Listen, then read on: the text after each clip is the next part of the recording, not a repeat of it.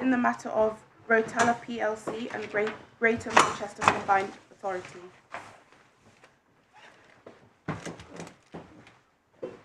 Yes, Mr. Singer. Yes. Good morning. Good morning. I was going to say to all counsel, it seems as if the air conditioning is working, but if you would be more comfortable removing your wig, please. Malena, I hope that wasn't too indecent haste. No, but I saw the expression on your face, Mr. Singer. Absolutely yes, fine. I'm that's where I usually inhabit, and where lots of the other members of this court, this part of this court also do, and as Lord Justice Snowden will recall from his time up there, it doesn't really get as hot as it does. Absolutely. But thank you, that's very kind. My lady, my lords, I appear with Mr. Piers Riley-Smith for the appellant Rotala. My learned friend Mr. Howell, Queen's Counsel, appears with Ms. Rogers for the respondents, the GMCA and the Mayor of Greater Manchester. Yeah. My lady, this appeal proceeds on two grounds. Permission to appeal having been granted by Lord Justice Popperwell on the 5th of May. Yeah. And for your note, that's core bundle, page 75. Yes, well, we have had the advantage of having a good chance to read into the papers, so we have a fair idea of what the case is about. Yes, well, with your permission and indulgence, I'll just sketch out some short points and then move into perhaps the meat of it.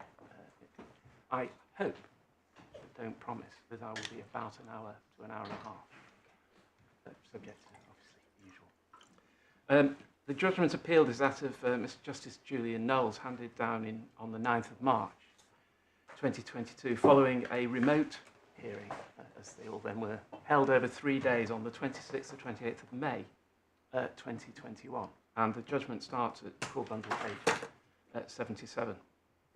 In short, the two grounds of appeal raise narrow but important points of law as to whether decisions taken by the respondents to recommend and make a franchising scheme for Greater Manchester's bus services on the 23rd and 25th of March 2021 comply with the requirements of sections 123 capital A to G of the Transport Act 2000 as amended as a matter of law, and or whether those decisions were rational.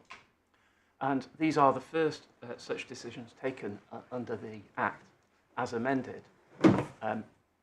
Parenthetically, it's understood that there may be more decisions in the pipeline, as it were, but this is the first. Our case is that the learned judge was wrong in law in holding that before taking their decisions in March 2021, the respondents did not need to obtain a further audit pursuant to section 123D of the Act, and or that in making those decisions without a further audit pursuant to that section, the respondents were acting irrationally. As you may have seen, not least because Lord Justice Popperwell pointed it out in granting permission, the learned judge identified at judgment para 66, which is CB 95, that it was a key issue whether a further statutory audit was required. I'm now planning to give a short outline chronology just to set the history of the matter, and then I'll go back into the chronology in more detail by reference to the documents, if I may. On the 30th of June 2017, the GMCA decided to prepare an assessment of a proposed franchising scheme. In September 2019, the GMCA produced an assessment of its proposed franchising scheme pursuant to section 123B of the Transport Act. Pages of that are in the supplemental bundle at pages 3 to 8. And you will have seen also that the instruction to Grant Thornton, who produced an audit, was 3 months earlier than that, so in late June 2019. But on the 26th of September 2019, Grant Thornton produced what they call an independent, reasonable assurance report on the assessment, and that was a statutory assessment pursuant to section 123D of the Act. There was a statutory consultation between the 14th of October 2019 and the 8th of January 2020. In March 2020, the COVID-19 pandemic began, and the judge at paragraph 2 of his judgment, which is core bundle page 79, says in the second half of his paragraph 2, as I will explain, the decision-making process began in 2017 and was seriously impacted by the COVID pandemic in 2020-21. It is the potential effects of the pandemic on the transport market in Greater Manchester which lies at the heart of the claimant's cases. And clearly, not only was the COVID pandemic ongoing, started in March 2020, of course it was still ongoing in March 2021 when the decisions were taken, and as we also know, it's still ongoing today, although perhaps slightly less visible. But we say that clearly the impact of the COVID pandemic is, in one sense, at the heart of this case. Not that that makes one say that a statute means something because of COVID. Of course it doesn't. But it certainly, in our view, impacts on the rationality argument greatly. On the 26th of June 2020, the GMCA report, Bus Reform Consultation Update, supplemental bundle page 20, and a consultation report were issued, supplemental bundle 18 and following, and recommendations were made, bundle 19 and following. I have to apologise, paragraph 24 of my skeleton has the wrong reference. I think it says page 476, and you would have searched in vain for 476 because there isn't one. I apologise for that. On the 27th of November 2020, the GMCA published the COVID-19 impact report, core bundle 359 to 375, which included Transport for Greater Manchester's COVID impact report, which is in the supplemental bundle, at 28 to 86. The judge set out the role of TFGM at his paragraph 10, and it might be convenient just to look at that. It's core bundle 80, so it's the page after the one we just looked at. In summary, as Mr. Howell explained, TFGM effectively acted as an officer of GMCA in conducting work relating to the proposed franchising scheme. Its work was then presented to the GMCA, who voted on whatever recommendations have been made in relation to the work in question. So it is accepted that TFGM and GMCA are separate legal entities. And again, for your note, that's judgment 128, para 128, core bundle 114. Although, as you may have seen if you've had a chance to look at some of the documents, they have the same CEO, Mr. Boylan. Or I should say they did then have the same CEO. I've not checked if he still is. The report, the November 2020 report, appended a letter from Grant Thornton, which has been described as the assurance review and is, as you will know, at the heart of this appeal. The document is self-avowedly not a Section 123 audit, and it also describes, and it may be just worth very quickly looking at this now, and I apologise if we end up looking at it again, but page 145 of the supplemental bundle, it describes that assurance report as a heading, inherent limitations, at the bottom of the page, and the second short paragraph, sorry ladies, SB 145.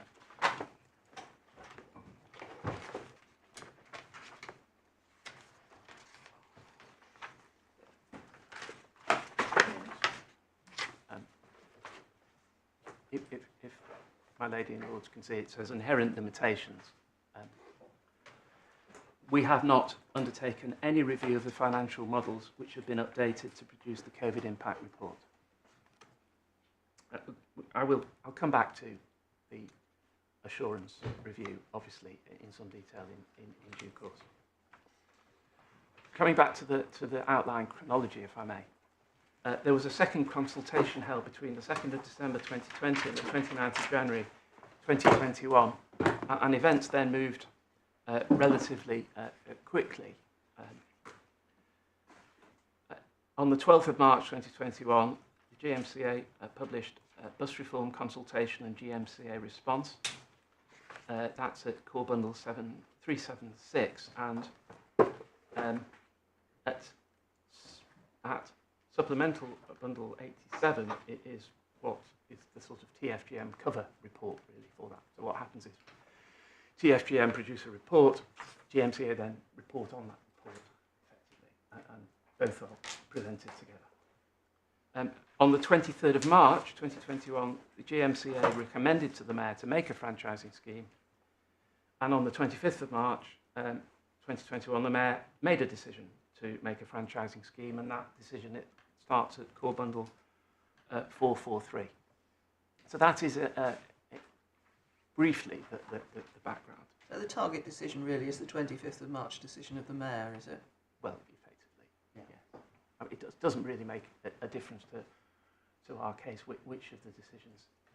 Well, I noted from the chronological history suggested that the original claims for judicial review were started before the March decisions, and then they were amended to take them into account. That's right. Because they were targeting the November decision to go out to second consultation. Yes, and that was, those were also proposed grounds of appeal, which were not given permission, were on the November decisions to make a second consultation, but those have fallen away. There are two decisions which are impugned because there are two respondents. Clearly, if the 23rd of March decision is unlawful, then the Mayor couldn't have made a decision anyway on the 25th. Can I turn now to a quick look at some of the relevant statutory provisions? Although, of course, I appreciate that my lady and my lords probably have a chance to look at them, but just in case. They're set out in a number of places. My skeleton at paragraphs 6 to 14 is one of them, but the authorities bundle is possibly just as easy.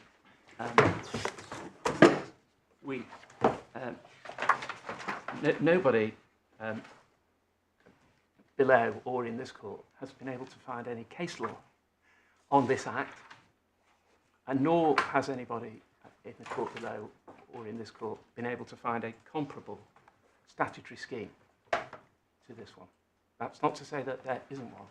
It's just to say that neither party has found one if there is. If one turns in the authorities bundle to page 5 of 110, that's section 123B, which provides for assessments. And as you will know, the franchising scheme, section 123A, just going back in time, makes it clear that you can't make a franchising scheme unless the authority has complied with the requirements in sections 123B to G, and that's 123A2. Page 3 of the bundle, just for your note. That's common ground. So what you first have to do under 123B is a franchising authority that proposes to make a scheme covering the whole or any part of their area or combined area must prepare an assessment of the proposed scheme. The assessment must A, describe the effects the proposed scheme is likely to produce, and B, compare the proposed scheme to one or more other courses of action. 3, the assessment must also include consideration of A, whether the scheme would contribute to the implementation of the authority's policies and other policies. B, whether the scheme would contribute to the implementation by neighbouring authorities of their policies. C, how the authority would make and operate. D, and this is a key, whether the authorities will be able to afford to make and operate the scheme. E, whether the scheme would represent value for money, and F, the extent to which authorities would like to be able to secure that. Local services are operated under local service contracts. So, as you will know, this case really turns to a large extent on D and E, affordability and value for money. And having had an assessment in which franchising authorities also have to have regard to statutory guidance, the next stage is that under 123C, that the consent of the Secretary of State required in certain circumstances, although actually it isn't required in this case because it's a mayoral combined authority. So the Mayor has final say. Then we go to D, which is at 123D, or the audit, which is at page 8. Pausing there, Yes. do you accept that there was a valid assessment of this scheme under 123B? Yes, in September 2019, yes, we did. So it's not part of your case that there had to be a fresh assessment under 123B? No, not in this court. Right. But our case is that there had to be a fresh audit under 123D. So 123D1 says if, after preparing an assessment of a proposed franchising scheme under 123B, the authorities wish to proceed, they must obtain a report from an auditor on that assessment. And then the auditor's report must state whether, in the opinion of the auditor, A, the information relied on by the authority or authorities in considering the matters referred to in section 123B3, D or E, and that's affordability and value for money, Yeah. is of sufficient quality, that the analysis of that information in the assessment is of sufficient quality, and the authority had due regard to the guidance. Report is on the assessment which has been carried out under 123B, Yes, not on some other assessment, that assessment. that's right. Yeah. Yes. And the question here is whether there ought to have been another audit on what happened after the original assessment and audit were completed and after COVID. Well, that's why I'm a bit confused. If the statute says you've got to have an audit of the assessment, Yeah. then how can that take into account something that's happened after the assessment? Well, the question is whether there's effectively been a continuation of the assessment in the changed circumstances of COVID. That the COVID impact report is effectively a further version of the assessment, and that therefore requires auditing. Your case is that the COVID impact report was a continuation of the section 123B assessment. Well, effectively, yeah. Because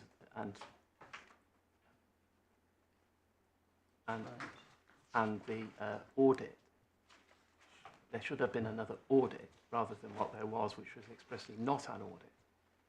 What if it wasn't a continuation of the section 123B assessment, but simply a checking mechanism to ensure that what was in the original information was still accurate? Well, even if it was just that checking mechanism needed to be audited, we say, because... Well, you'll come on to explain why. Yes. In due course. So, yes, and lady, at paragraph 31 of the judgment, which is core bundle page 87, the judge, in discussing the statutory requirements and the guidance, says, as Stagecoach, who are party below but not party here, put it in its skeleton argument at 3, that these requirements are designed to ensure that the decision to introduce a franchising scheme is robust, firmly based on detailed evidence, and can be demonstrated to provide value for money. And we respectfully agree that the... Sorry, the paragraph number was? I'm so sorry, 31 31. of the judgment, page 87 of the core bundle. And so after you obtain an audit under 123D, you then have to obtain, if you wish to, you go to consultation, and that's 123E, which is page 10 of the authorities bundle. 123E1 says if, after obtaining an auditor's report under section 123D, the authority wishes to proceed with the proposed franchising scheme, then they move to consultation. And again, there was a consultation, as I've already indicated. And we say that it's implicit in the scheme of the Act that you can't take a section 123 decision to proceed and consult if you get a negative auditor's report. That is either an unlawful decision, we say, to do that, or it would be clearly and self-evidently irrational to do that. And one might ask rhetorically, why would an Act need to say you can't proceed if the audit is negative? It doesn't need to say that because no rational person would. Well, when you say negative, So the auditor simply says the two statutory requirements are not satisfied Yes. in a material way. yes, But I mean, the audit report might be far more nuanced than that. it might be. But, I mean, you're postulating a sort of black, white, negative, positive. well, assume, if your lordship would go with me on my hypothetical for a moment, Yeah. assume that the report says the information is not of sufficient quality, Yeah. and it's not been properly and rigorously assessed. Sorry. We say that as a matter of law, of the scheme of the Act, the authority cannot then consult anyway. Now, my learned friend may well say differently, and when he'll get his chance to explain why differently is correct in due course, but we say that is implicit in the scheme. Because you have to go through the stage of getting an auditor's report. True, in terms, the Act does not say, unless if the auditor doesn't agree that the criteria are made out, you can't proceed. But we say, well, why would it need to say that? It's something that is clearly unnecessary to say. In a different concept, it's like a clearly implied term in a commercial contract. I can see why you'd have a rationality argument in those circumstances. Yes. At the moment, persuaded the statute says anything about it at all. But Well- if a local authority got a report from the auditors saying your figures are all based on the wrong hypothesis, Yeah. a rational authority would go back and rework them. Yeah. Well, my lady, to an extent, it doesn't, to my argument today, matter necessarily if your ladyship and my lords are to say, well, it's not unlawful, but it's irrational to act in that way, because in effect we say that that's what's happened in the sense of not getting a second audit in the circumstances of COVID. Well, you're jumping ahead of yourself with respect, because what happened here was that there was a lawful Section 123B assessment, a lawful audit which gave it a clean bill of health, Yes, followed by a lawful consultation. yes, followed by... And nobody's suggesting to the contrary, as I understand No, it. that's So what happens is they get up to the stage where they could have made a decision, Yes, and then the pandemic strikes. yes, And instead of making the decision in the teeth of the pandemic, they decide to do something to find out what the impact of the pandemic might be. yes, that's right. And if they hadn't, no doubt somebody would have challenged them on the basis that it was irrational to go ahead in the teeth of the pandemic. Yes, they would, and as your ladyship knows, that they did, and somebody, i.e. my client, are challenging them on the basis that what they did was A, unlawful and or irrational. So, and I'll come on to why in a few minutes. So, with that, look, and as I say, we say that the Act doesn't need to say you can't proceed with a negative audit for that to be clearly what the Act means. Now I'll come on to the unlawful, the unlawful point, ground one, and we start, perhaps it might be helpful to start with looking at how the learned judge dealt with the point, which is at judgment 194 to 199, full bundle 133 to 134, and also for your note, judgment paragraph 180 at page 130 is a matter that my learned friend may want to take you to in due course. But at 194 and following, the judge deals with the point that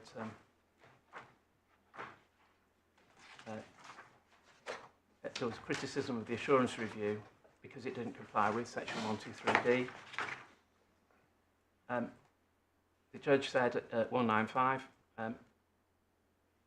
this submission must fail. GNCA received a statutory audit in September 2019 and it thereby fulfilled its statutory obligation. Although it was criticised, no one contended it didn't comply with 123. He agreed with what my learned friend said orally. The Act doesn't prescribe any standards which any further analysis after the assessment must conform. So, having complied with the requirements, no requirement for further work to comply with the Act. The impact report wasn't a statutory assessment, therefore there's no requirement for it to be audited. Milady, the first point, the 195 point, it is really, with respect to the judge, a point which basically says there's a box that needs to be ticked. And once you've ticked it, it never needs to be revisited. We say that can't be right. It cannot. There can't be a complete lack of circumstance where you need to revisit the requirements of B and D of the Act. As a matter of law. As a matter of law. Because, not least because it is, of course, an ongoing process. And if things happen which are fundamental changes to the landscape, then we say, as a matter of law, you do have a statutory duty to re-audit. How do you gauge what is the yardstick by which you evaluate what the fundamental change to the landscape is that triggers this further obligation? Well, other than saying that COVID is one of them, which is not... Well, it's not really an answer. Which is not really an answer. We say that it's, again, almost implicit that a fundamental change in the landscape is something which requires... No, sorry.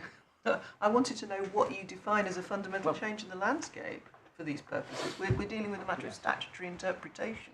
Well, it's got to mean the same thing. Yes, irrespective of pandemics. Well, because we say that because the way the scheme works is that you have an ongoing process, that if something dramatic occurs before that process is finished, or even... What does the something have to do? What is it about the something dramatic that creates an obligation to revisit the assessment? That's what I'm trying to Well, it may be made that this is a better point on rationality than it is on lawfulness. May well be, but... itself. But the point I was trying to make on lawfulness is that the judge's point is that once you've ticked the box, you don't need to go back to the box, ever, is a point which we say is incorrect. But I'm just trying to... The original requirement is for the auditor to certify two things under 123D. Yeah. Which, on the hypothesis we're talking about, they will have done. Yes. I.e. that they will have, by reference to the original assessment, verified and given an opinion as to the information relied upon being of sufficient quality and the analysis being of sufficient quality. Yes. Information. Yes. And at the moment, by definition, the information which was originally the basis of the assessment will not have changed. No, of course not. But so, what you are postulating is something else happens. Yes. Which doesn't change the information. So what, apart from the question of what needs to be, how do you identify the change of circumstance? Yes. You said it's almost implicit, I think, with your actual words. I think you'd have to say it is implicit, never mind almost. Yes. The question is what? But then what does the auditor have to do? Because the information that he's expressed an audit on previously has not changed. No. It's something else. And so what is then? Well, it's not an auditor's function. Well, it's not an auditor in the sense of an accountancy auditor. No, but the audit is expressing a view as to the information being sufficient. Well, can I just take you for 1 minute to the assurance review at page 142 of the supplementary bundle? Because that, in terms, says on the first page, under the heading background, I'm sorry, 142. So under the heading background, there are 3 paragraphs. the third paragraph says, this report should be read in conjunction with our opinion of the assessment dated 26 September 2019. So the auditor, now potentially not auditor, says, read this with our audit. Yes, well, you've got to put that into the context of the previous paragraph, which explains why the further report is there. Yes, because the COVID wasn't taken into account in the assessment or the consultation. But the point is they may have gone back, the authority may have gone back to the auditor for the purpose of an impact assessment of what happened after they complied with section 123D. But as a matter of statutory construction, how do you say they had an obligation under the statute to go back to the auditor to do the job which the auditor had done before under the statute, auditing an assessment? I'm sorry, because we say that whatever you want to call the COVID impact report, it is effectively another part of the original assessment. But Mr. Singer, that's not with respect an answer to my Lord's question, because the question of statutory construction does not depend on the existence of the COVID impact report. No. It depends upon what is the obligation under the statute of an authority when it is faced with a material change of circumstances, you would put it. Yes. So you don't look at the report. You say, what have they got to do? And my Lord has asked you, where in the statute do you find this obligation to get the existing auditor to go back and re-audit something? Well, in the I'm sorry, my Lord, for not answering your question, and I'm sorry, my lady, as well. I had attempted to answer, I'll try again. The statute says that you have to have an assessment and you have to audit it, and then you have to have a consultation. If after you have a consultation, you have more of an assessment, we say that means section 123B is effectively re-operated, and so therefore we say is section 123D. In other words, you have to audit the up-to-date assessment. Does that mean, therefore, that if you choose as the authority not to carry out any further assessment, there is no obligation to go back and reconsider? That must be the position, but that is not what happened here. And as you well, no, but said you've before, got to look at that would itself potentially be irrational, because the need to. So you're damned if you do, and you're damned if you don't. No, it depends what you do to be damned, lady. You have to do the right thing, not to be damned. It was the authority who chose not to instruct Grant Thornton to re-audit, and that was their decision. And it was clearly a calculated decision based on their view that another audit was not required. Sorry, I'm trying to drill down a little bit beyond the labels. Yes. As I understand it, the twin tests of affordability and value for money are based upon information, historical information, yes, actual information, which yes, the assumption, presumably, subject to looking at it, is that the world continues for the future as it was in the past, subject, no doubt, to some adjustments yes, for foreseeable yes, questions. What the auditor is doing under 123D is to do two things, but focusing on the information, and that's why I've started there. It's saying, is the information which you have currently got, on which you've based your assessment, of good enough quality, and have you assessed it yes, with sufficient quality, yes, the analysis of the information?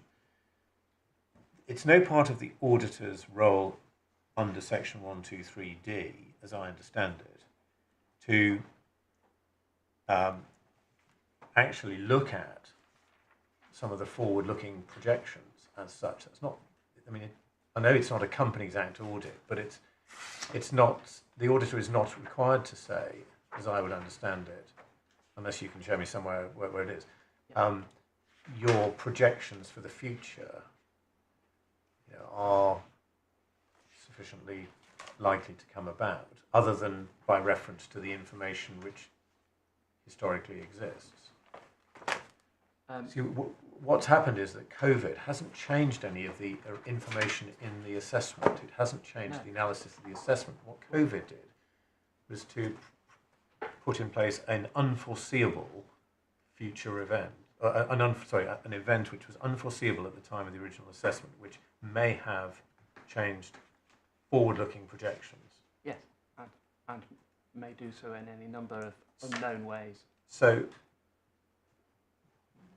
so what I'm struggling with at the moment is where, given the scope of what an order is supposed to do under 123D, yes, and accepting as you do that there didn't have to be another 123B assessment, where do you get the statutory words by implication or obvious necessity or however you explain it, for the auditor to have to go back and do what Section 123D requires of an auditor?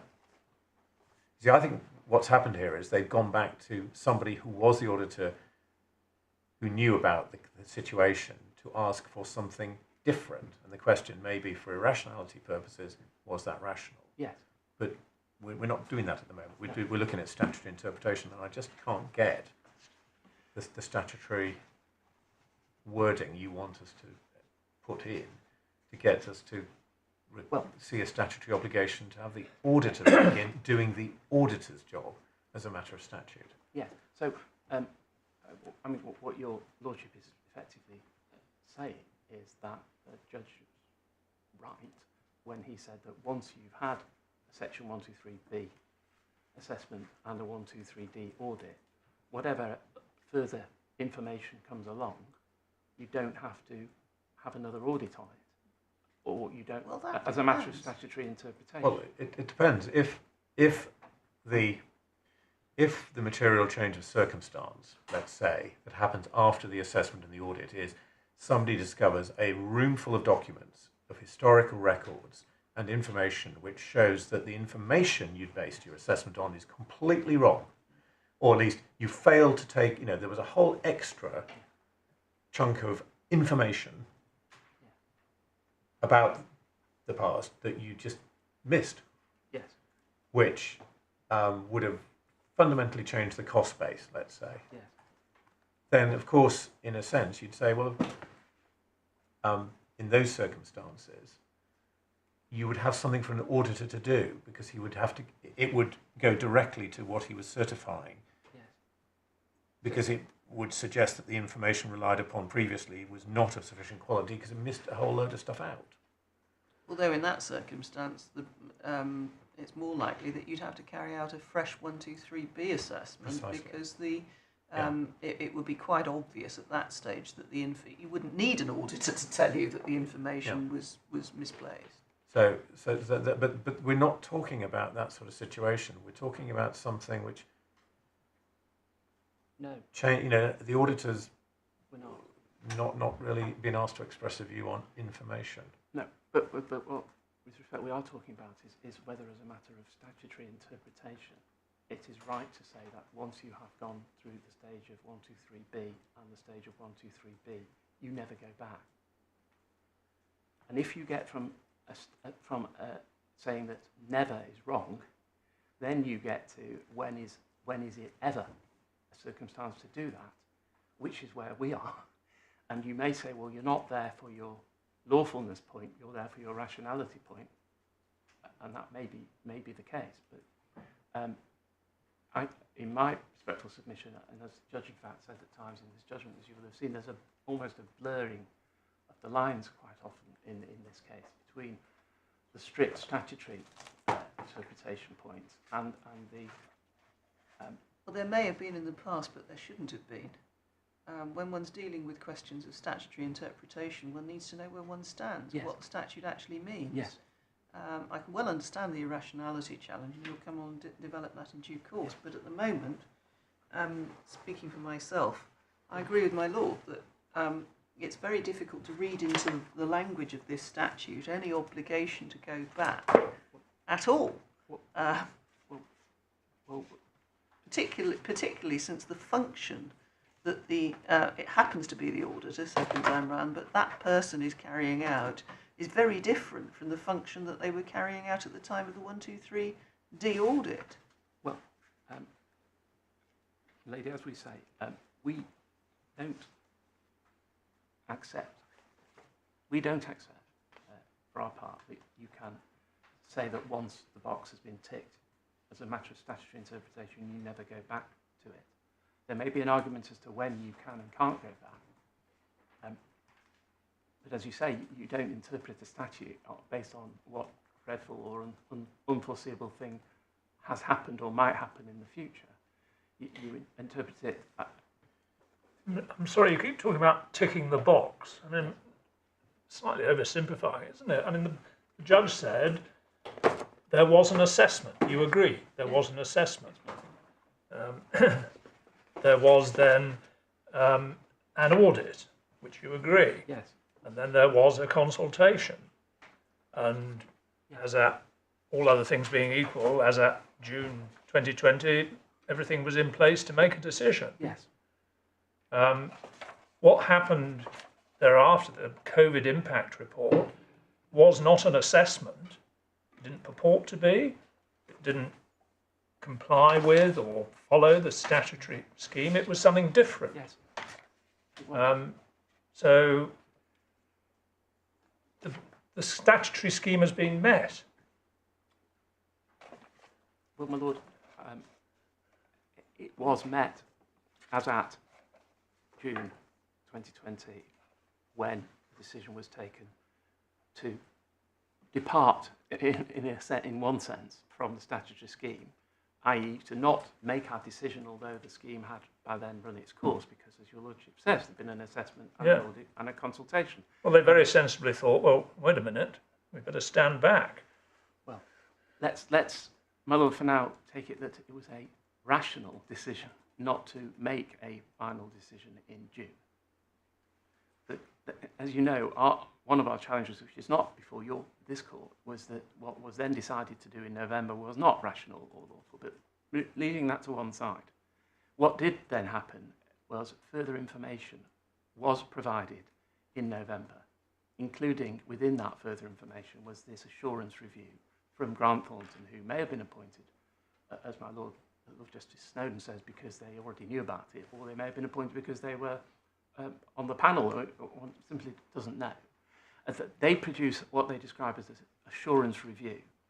And the question is whether, instead of producing an assurance review, the statute required that they should have re-audited their original, re-audited the assessment plus the work that was done between June and November 2020. Well, yeah, you just almost inadvertently, during the course of that submission, the last bit honed in on the question. I mean, just looking at 123D again. Yes.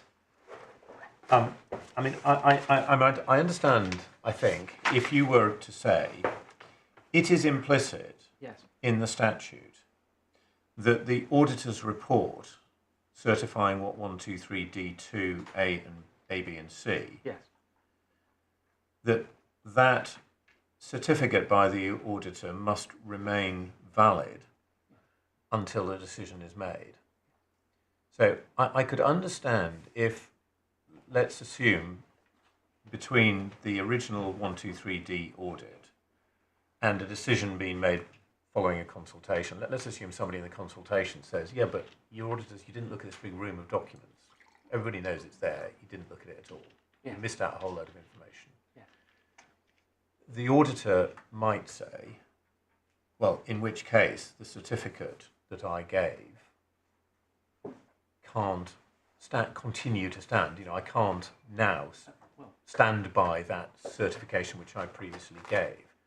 Now that, because the information relied upon was not of sufficient quality. Well, of course. I'm trying to postulate a sort of straightforward situation in which you say would require, as a matter of statute, reopening.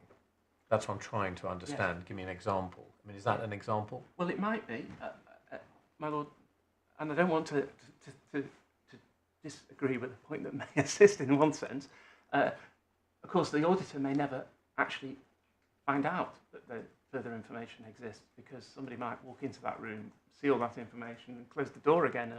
Sure. But let's assume, that make the it easy for auditor- yourself. Let's assume the auditor does find it out, Yes. okay, and says, well, Well, we would say that until the decision is taken, it's implicit in the scheme. That until you take the decision, you need to be satisfied, and the auditor needs to be continue to be satisfied that 1, 2, 3, D, 2, A, B, and C remain positive, as it were. Remain. But it will, because the historic information hasn't changed. But in my Lord's situation, Well, In in my Lord's example, what will happen is that you get a fresh assessment, because somebody would say, oh my goodness, we've missed out all these documents, we can't stand by the assessment that we've got, we're going to have to take those into account. we might, or you might say, well, we'll ask the auditor whether, notwithstanding all these further documents, that the position is still whether they make a difference. whether they Right. make a difference. But So you might not need a B. okay, but the point, that's right, you might not, but the point being that at least the auditor there is being asked to Yes. look at the continued validity of the certificate Yes. that he gave to the section 123D2 Yes. requirements. And my point, of course, is that's not what Right. the auditor was asked to do here. How does, but that's looking at information and the analysis of that information. Yeah. How does COVID, which is not information, Well, that you can audit? COVID is just an event which has happened afterwards, which may affect something. How do you write into the statute the obligation to go back and re-audit? well, because what we're looking at, although we are, of course, looking at an audit of based on data which is obviously predates the audit, too many dates. You're not just looking at that, because the scheme, the assessment, is of a proposed future scheme, how that scheme will work in the future. So you take the data, and you, from, in this case, actually 2016 and 2017, and you project how that will work using Right. models. And so, and if those models assume, as your Lordship said earlier during the debate, assume the world continuing to turn on its axis in the same sort of way as it did in 2016, as it did in 2019 when the assessment was carried out, but assume that that is not what happens before you take the decision, then we say that's implicit in the statute. You have to look at it again. You have to at the very least, you have to re-audit. You might also have to do a reassessment. So you'd say you have to re-audit the original assessment? In the light of the further information, whatever that further information is. So is it part of your case that what should have happened here is that the auditors should have been asked to re-audit the original assessment? In the context of the COVID impact report. No, forget the COVID impact report. Well, This is a matter of statutory construction. What, as a matter of statutory construction, was required of the auditor? Yes, well, we would say you would have to consider whether the assessment was still valid, the original assessment. And is that a point that's been argued anywhere or decided, addressed by the judge or anything? Because I mean, No, I mean, the judge's point was that having received the audit, it had fulfilled its statutory obligation. And my point, when we started this, was me saying that that can't possibly mean forever. That can't be a proper interpretation of the statute. That once you've done it, whatever else happens, that's it forever, and you never need to do another one.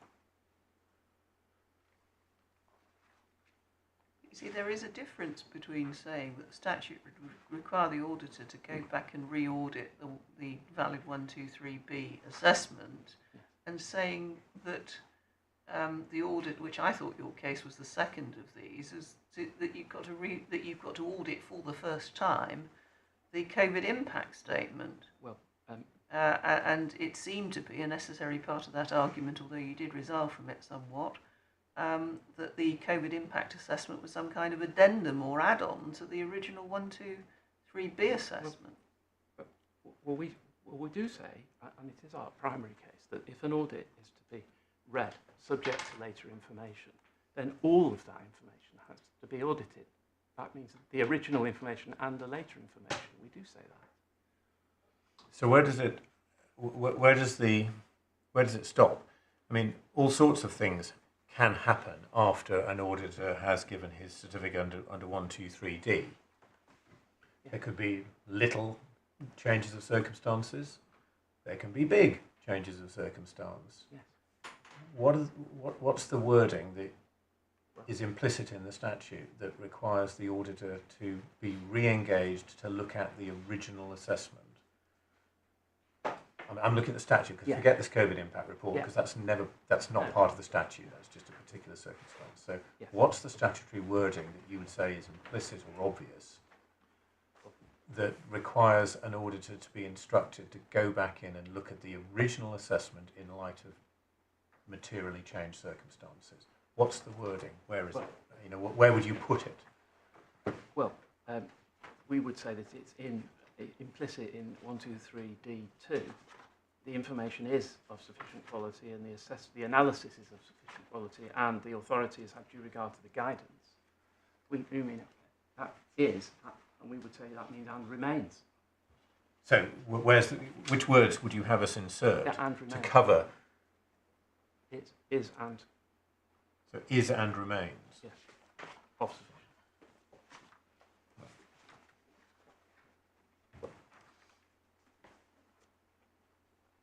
That's both in A and B, yes?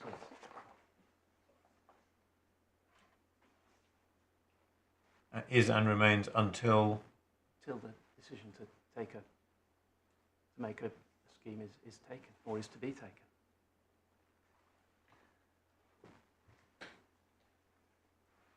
How can you add the words "until the decision is to be taken" when the auditor's function finishes before the consultation period? No, I'm sorry, Melody. I wasn't adding those words into the statute. I was saying that's how long the obligation. Well, no. So I am asking you to add the words into the statute. Sorry, the only words I would add in would be "and remains."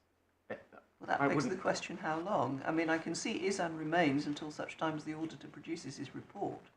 But "is and remains" until the decision is taken, you run up against the fact that under the statutory scheme, the auditor's finished his function before you go into consultation. So "is and remains" until the decision is taken would extend his function to coming back at a later stage. I can't see that working. Yeah, I mean, surely sort of just saying "is and remains." I mean, what you'd have to do is you'd have to have a subsection 2 et big A, so 123D2 big A, which would have to say something. You know, I can't draft it. That's why I'm asking you. Which is, you know, if there is a material change of circumstance after the provision of the auditor's report, the auditor is obliged to reassess, recertify the grounds under 2 by reference to the materially changed circumstances or something. So, but the problem being is, in order to win on your statutory interpretation argument, haven't you got to be able to supply that wording? Well, if it is right that the statute is not to be read as meaning once you have had a compliant assessment and once you have had a compliant audit, you do not, as a matter of the statute, ever have to have another one. If that's what the statute means, then I'm not going to succeed.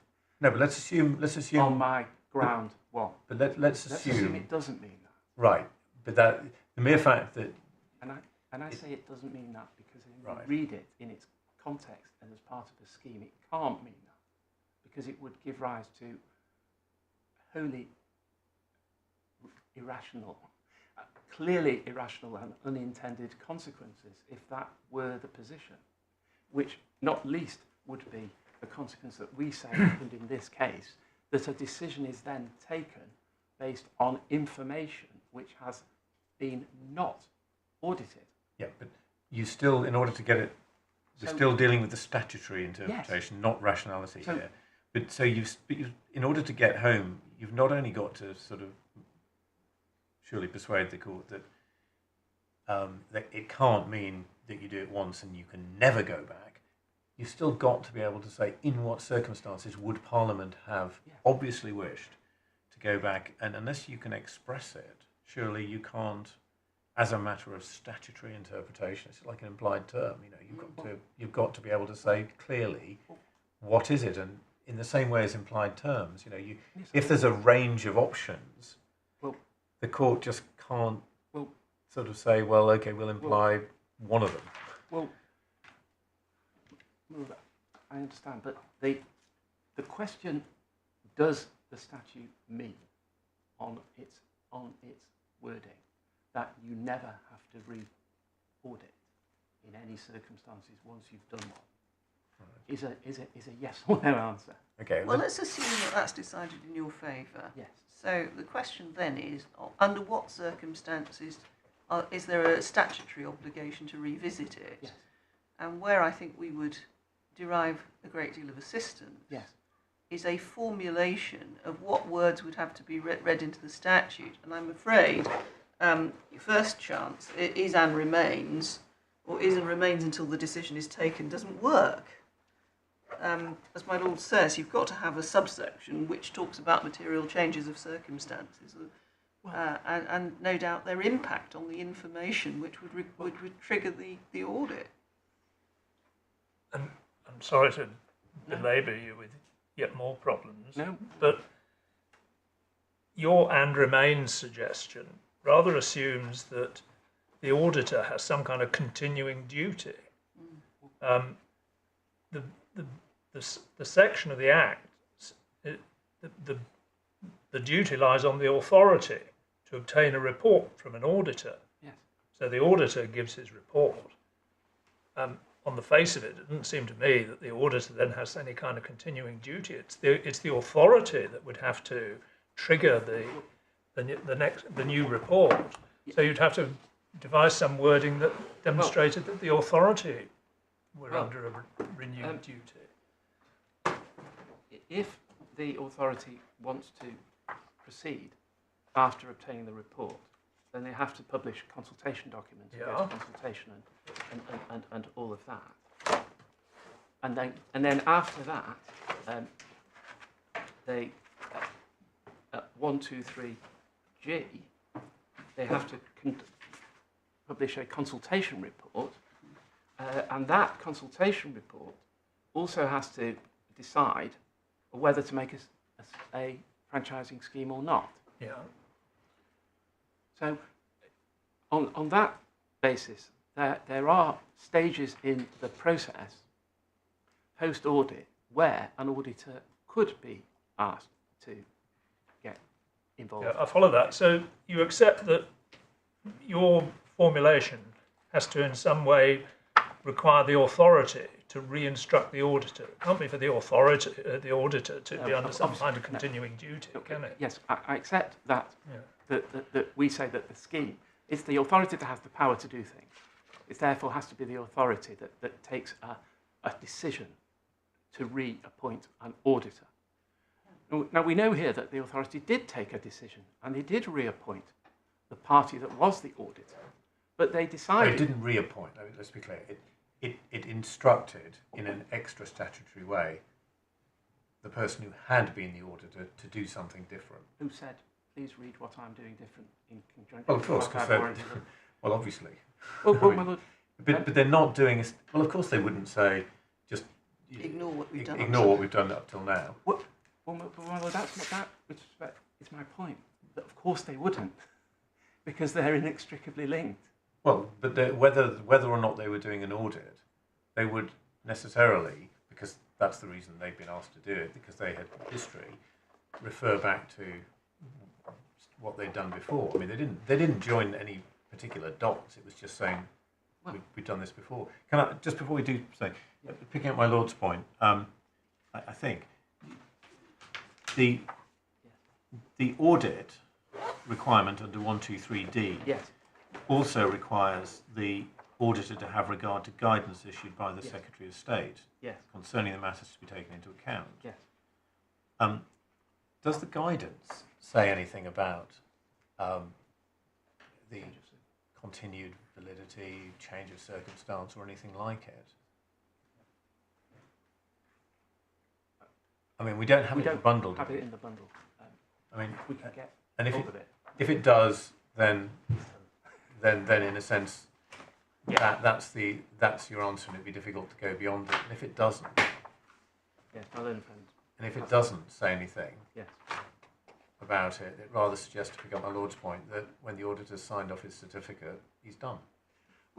Which means that the answer is that the judge was right when he said that once you've done an audit, you don't ever need to revisit it under this as a matter of statutory interpretation, leaving aside the rationality point. Yeah, we haven't got to rationality point, but all this is on statutory interpretation. It is, and I'm sorry, I've been very...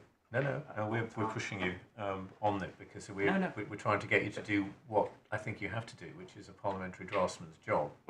Well, in one sense, I do, although we really do say it's implicit in the scheme. Yeah, but the classic, when everybody in front of a court says it's implicit, it's just like flicking a switch in the judge's mind, because the judge will straight away come back and say, to dictate your implied term to us then. And then if you get it wrong first time, your opponent will say, that's not a promising start for an implied term because it can't be obvious because you've already had one go which failed. We've danced around this particular dance floor many, many times. Yeah, I'm sure all of us, but it is what we have to do, isn't it? Well, Winning logic, it may have taken a while. I think I've got there now, but what I don't resile from, and I know your logic trouble, of course they would say that, but what I don't resile from is and I'll go back to the differences and the similarities and differences between the assessment and assurance review in due course, because of course it's important not just to ground one but also to ground two. But what I don't resile from is the fact that Grant Thornton did say that this has to be read with. I'm sorry, Mr. Singer, but I really cannot see how that's got anything to do with the question of statutory interpretation. The question of statutory interpretation is standing back. There has been a global pandemic. Yeah. What does Parliament intend should happen in the wake of a global pandemic? It doesn't turn on whether somebody got another review or asked Grant Thornton to do anything. It simply turns on the so-called material change of circumstance. And I thought, although was a little surprised not to find it formulated in anybody's skeleton argument, that what you were going to do was say, well, you have an implicit subsection in here which says, in the event of a material change of circumstances, which is defined in the following way, the authority must revisit the assessment and require an audit, or the authority must do something to check its figures and require an audit of it. But there's been no formulation of that at all. No, well, there's no formulation currently before the court. That's correct. We're in the last chance saloon, Mr. Singer. Well, this is your opportunity to try and formulate it for us, because speaking for myself, without that formulation, I can't see how you can possibly get home on your first ground. Well, lady, obviously, I understand what your ladyship is saying, and we continue to say that the judge's ruling as a matter of law that you don't have to revisit the audit under any circumstances as a matter of statutory interpretation cannot be right. And if we are correct about that, then the question arises as to, well, how do you then resolve what is not in the statute by adding something in? Do you, as my lady says, insert, as it were, implicitly a further subparagraph in 123D or in 123B or in both that says if there is a material change of circumstances, then the authority shall reassess and or re-audit as appropriate? That might be, and then of course there will be enormous issues about what is a material change of circumstance. And you also posited the fact that what would Parliament have intended when it amended the Act with effect from 2017 would happen in the event of a global COVID pandemic. And of course, the first answer, the most obvious answer to that, is that Parliament wouldn't have intended anything, because nobody even thought it would happen, let alone that it would happen But in anybody's... that's always the case for an implied term. By definition, people only ever need to imply a term when they haven't thought about what is going to happen in the event that has happened. Because if they did think about it, they would have either provided for it, or they intend nothing to happen because they didn't provide for it. So if you can foresee it, you know, you've got a problem. So it's almost invariably, I think Lord Hoffman made this point, you know, in many cases, almost invariably when you're trying to imply something, it's because people haven't foreseen it. Yes. And that's definitely the case with legislature, but you still need to be able to say, if they had foreseen it, what would Parliament have wanted to happen, and can you write it down? Because if you can't, then I'm afraid that usually the implication just doesn't succeed. Well, obviously I gratefully accept the formulation that if a material change of circumstance arises before a decision is taken under 123G, then the authority is under a duty to either carry out a new assessment or review the assessment and the audit. Well, presumably, presumably, at least as far as the audit is concerned, which is the focus of today, the requirement is what, to ask the auditor whether the remains. Their certification or whether the conclusions of their report remain valid. Yeah. So, I mean, that's your... So I just want to check that I've got this right. So if a material change of circumstances arises before a decision is taken under section 123G, the authority must ask the auditor to do what? To carry out a further audit. I'll just ask it whether the opinions expressed in its report remain valid. Yes. In light of the material change of circumstance. And that, of course, is not what happened. And then you've got another subsection, have you, that says if the answer is no, then you've got to start writing more stuff in. Well, we say no. That isn't a subsection that you do need, because we say it's clearly implicit in the current scheme, which doesn't require an implied term at all. It's just obvious that you can't go forward if the auditor has a negative opinion in the first place. Right. Because we say that's how you read 123E. If after receiving the auditor's report, the authority decides to go forward.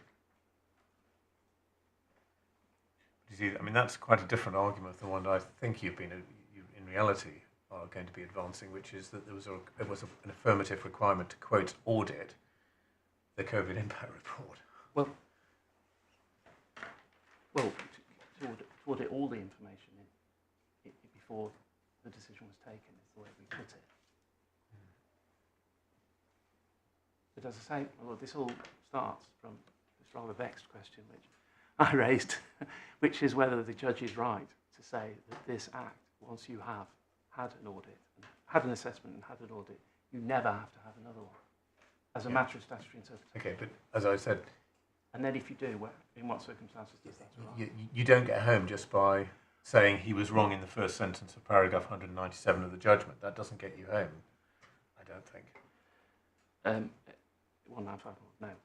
It gets me to a stage of showing that there are circumstances in which statute, as a matter of statutory interpretation, you would need to revisit.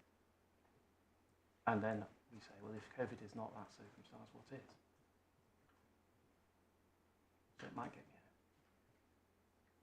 And I know you've gratefully accepted the suggestion of this sort of new clause or new subsection, but the poor old auditor, his statutory requirements are set out in section 123D, and they relate to an assessment and specific issues relating to the assessment. The suggested new subsection, which I accept is not your immediate suggestion, effectively creates some new duty on on the auditor, unconnected with the assessment. I mean, surely what the Act, you would say, ought to be saying is, if there is some fundamental change in circumstances, there must be another assessment. You want to start the whole process again. I mean, I know that's not what you say in your grounds, but surely that's the logical outcome, isn't it? It might be the logical outcome if, when the auditor re-audits, the auditor says the assessment is no longer of. Oh, well, that presupposes that you get the auditor doing the assessment, which is putting it the wrong way round. If the material change of circumstances is such as to undermine the validity of, or potentially undermine the validity of the original assessment, I can well see that it might be said that it would be irrational, but let's leave that to one side, to proceed on the old assessment without carrying out a new one, or at least carrying out some sort of further inquiry. Yes. The difficulty I have is with the proposal that you have to do an audit first and then decide, as a result of the audit, decide whether or not the assessment is necessary. Yes, well, the alternative approach is to say that you imply or draft into 123B a further clause of 3A. If a material change or circumstance occurs which would affect the assessment findings as to 123B. Offering alternatives is not, as I said, usually a promising start for an implied term argument. Well, this is an alternative to a different clause, but I understand. Then a franchising authority must revisit their assessment. Yeah. Well, my lord, if I may, I think perhaps I might move on to another point, which is the other rejection that the judge made at paragraph 199 of his judgment was that the statutory process requires a consultation exercise to which a franchising authority must respond, and the Act therefore envisages a decision being taken in part on information that hasn't been subject to any sort of auditing process. Now, of course, that's right. The Act does require decisions to be taken after consultation, not before, and in light, no doubt, of what's said at the consultation. But the fact that matters could be raised in a consultation which is not audited, because the consultation isn't audited, the assessment is audited, it is the scheme of the Act. But it doesn't answer or supply the need for information which is to be consulted upon to have been audited first. Yeah, I mean, this depends on what you mean by information. I mean, I'm perfectly happy to at least travel with you this far, that the information that is obtained as part of a consultation, and I use the word information in inverted commas there, may not be the same information relied upon by the authorities in considering value for money, etc. I mean, it may be just submissions, other criticisms. But if, for example, one of the consultees puts up alternative analysis or alternative statistics from another source, I mean, then that paragraph 199 would be correct, wouldn't it?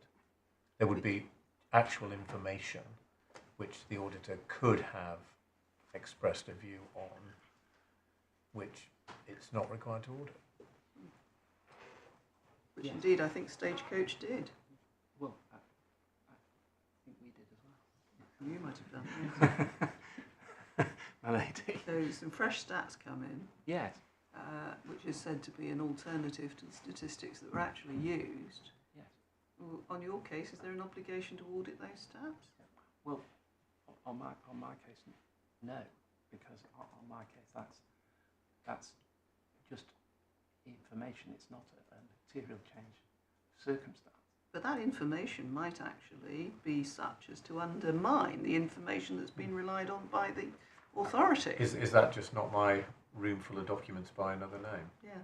Well, it may be, and in one sense, it's almost a helpful argument for me to run with, to say, well, if that's right, and that is a material change, then even post-consultation, you have an an obligation to go back and reassess and or re-audit for my purposes today. And in a sense, that's a helpful point. But the point I was trying to make was that the judge, in saying that a decision can be taken in part on information that hasn't been audited, isn't actually focusing on the point that we were making, which is that before you get to the consultation, you have to be satisfied as an authority that your own assessment has been, that all the information you rely upon, we say, has been audited. But they were, and they did, and they had the consultation.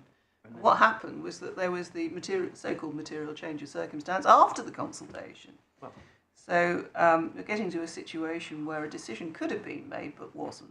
Well, and then something occurs, Something and they decide to do something to check the position. And you say that the thing that they used to check it, or the tool that they used to check it, had to be audited. yes. And I'm picking up my Lord's point earlier. Is there any continuing guidance for the auditor, never mind anything else, never mind an obligation, which says you have to remain engaged with the results of the consultation process in case the information that you certified was of sufficient quality is shown to be not of sufficient quality as part of the consultation process? I mean, is there anything in the guidance that requires the auditors to stay in the frame? Not Yeah. And it's pretty surprising because, I mean, that must be something that Parliament could have foreseen, surely. That, you know, the authority does its assessment, the auditors say, yeah, fine, it's a sufficient quality information.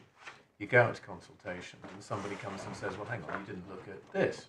That's exactly the sort of thing a consultation is going to cause to happen. And yet Parliament still doesn't.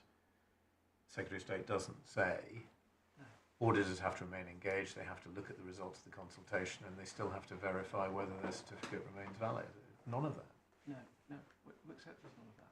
And clearly, as we've already said, for obvious reasons, nobody thought about what would happen if there were a global pandemic. Yeah, but forget the global pandemic, that's just way out here. Well, I'm just talking about as a matter of statutory construction, yes, something which was much more foreseeable, yes. and still Parliament doesn't say, even where the consultation process throws up new information, you don't have to go back to the auditor doesn't have to remain engaged. That's an obviously foreseeable thing.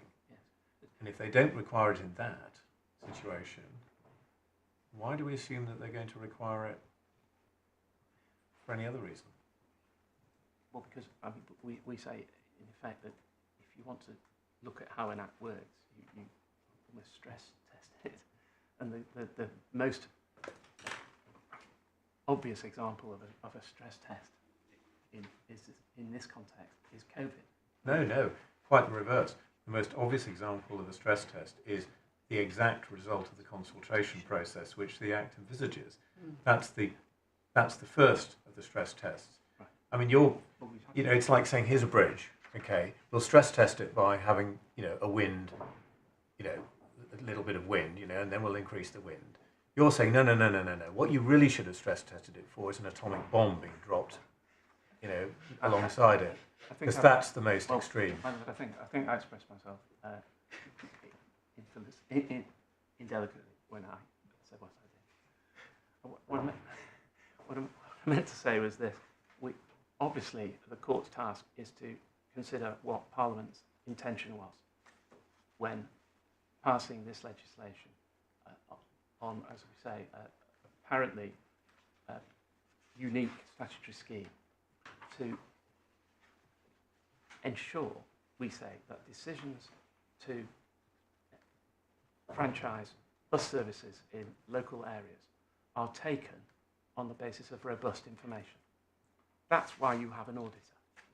If you didn't want to check in some independent way the process at whatever stage you decide to check it at, you wouldn't bother with an auditor at all.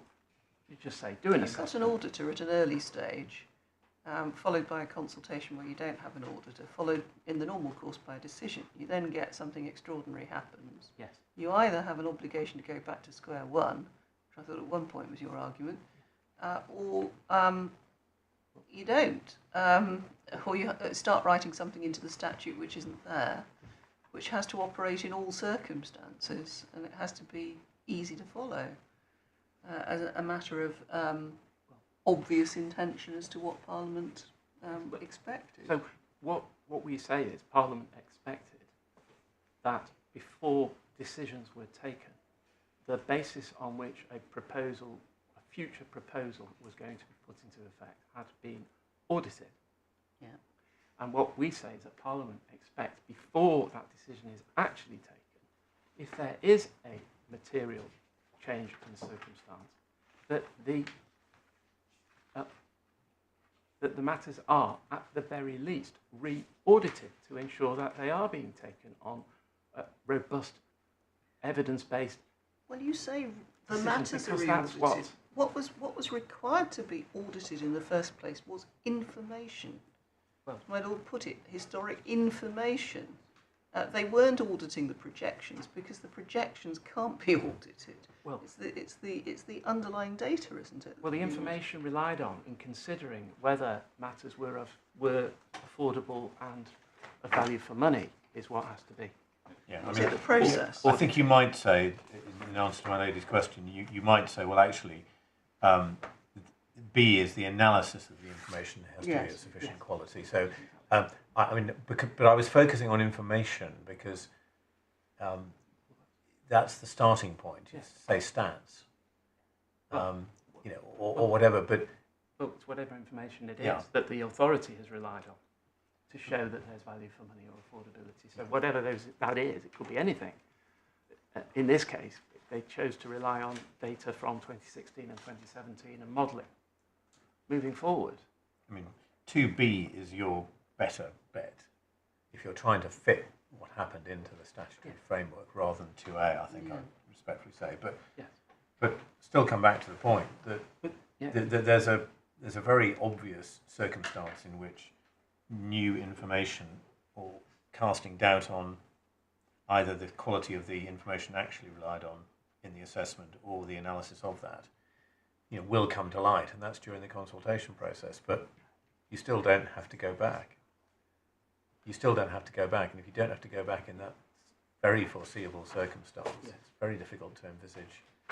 Because that's not even a material change of circumstance. That's just saying go back in light of the actual consultation which you were required to carry out. But there's none of that.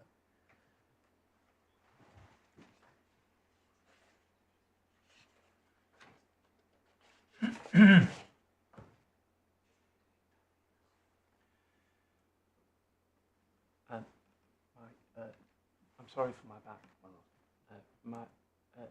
Learned Junior has pointed out that the guidance, which is not yet in the bundle, but which is referred to in the bundle at page 11 of the supplementary bundle, amongst other places.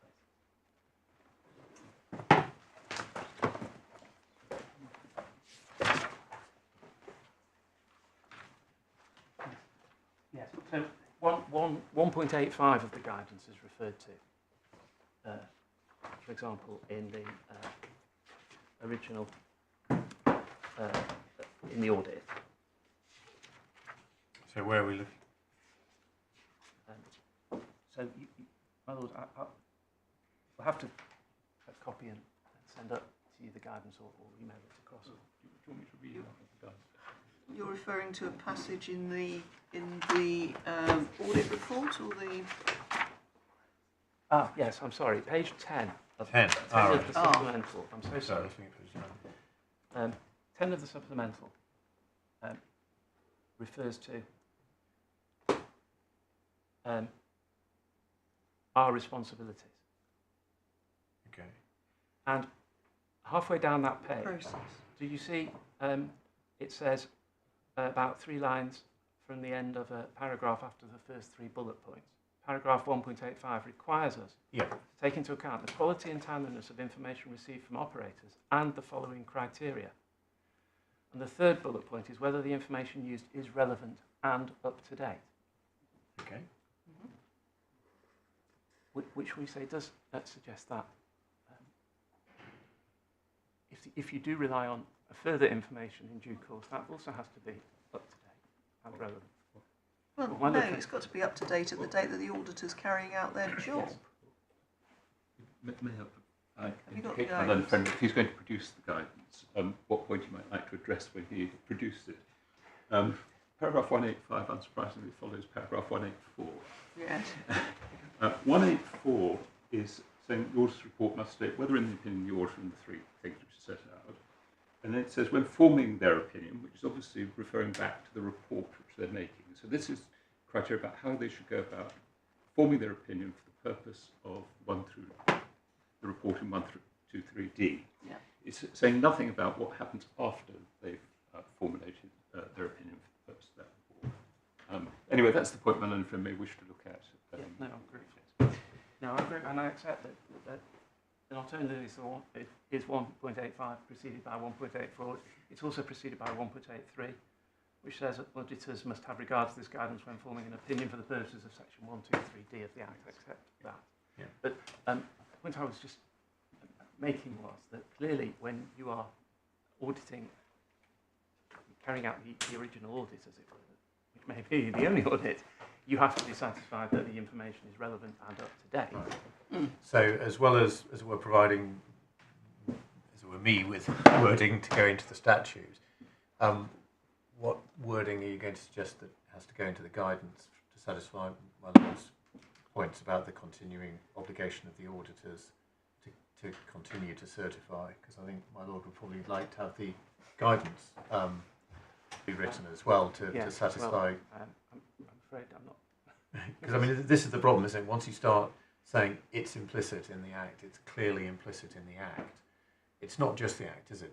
It's the Act and guidance. Well, and you've got to start doing a fairly wholesale drafting exercise, which might you know, Parliament doesn't seem to have, or the Secretary of State doesn't seem to have contemplated, even in response to the obvious consultation process. Well, no, and of course, and also Parliament can contemplate that something. The nuclear bomb as opposed to the high winds. Yeah. Like, I mean, it's not a good, you know. Yeah, okay. But that's the stress test. You're saying you know.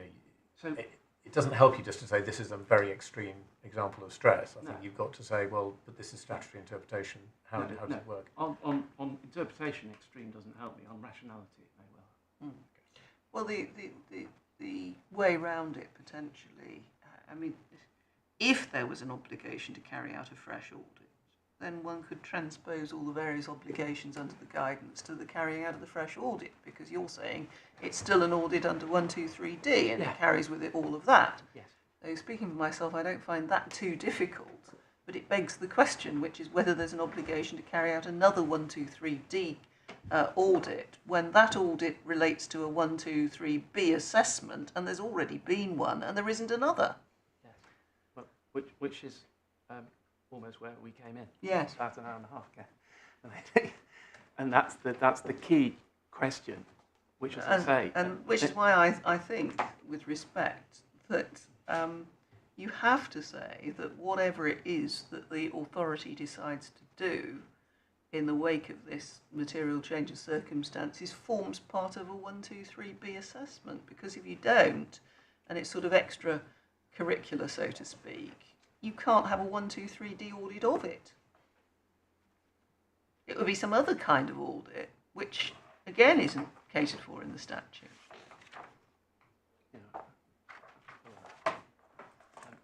No, I'm conscious of the time. Don't worry. I'm already at my hour and a half. And nowhere Don't near. worry, we've been asking you lots of difficult questions. Well, that's okay, lady. I was rather expecting to be asked lots of difficult questions in the course of the hearing. But if I may just go to some of the factual matters, which I rely on in terms of both of the grounds of appeal. As I say, I think if I perhaps consider further the points you made about implicit and wholesale rewriting, etc. And it may be that, depending on how long I am now, that there's some time available to do that. Lady, the first place I want to start is in the original audit, the 26th of September 2019 audit, which is at the supplemental bundle at page 9 and following. And we quote this in our skeleton at para 20, but it's also in the bundle itself at paragraph at page 11, which is where halfway down the page, Grant Thornton explained their approach to meeting the requirements of section 123D of the Act.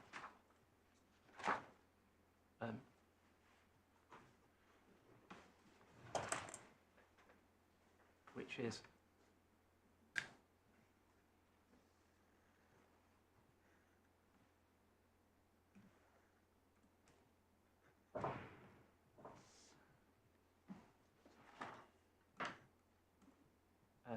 is to review all the documentation provided by TFGM, to conduct their work in line with the Act and the guidance under work streams. So there's a process in line with paragraph 1.87 of the guidance, how the assessment has been prepared and whether they followed the requirements of the Act.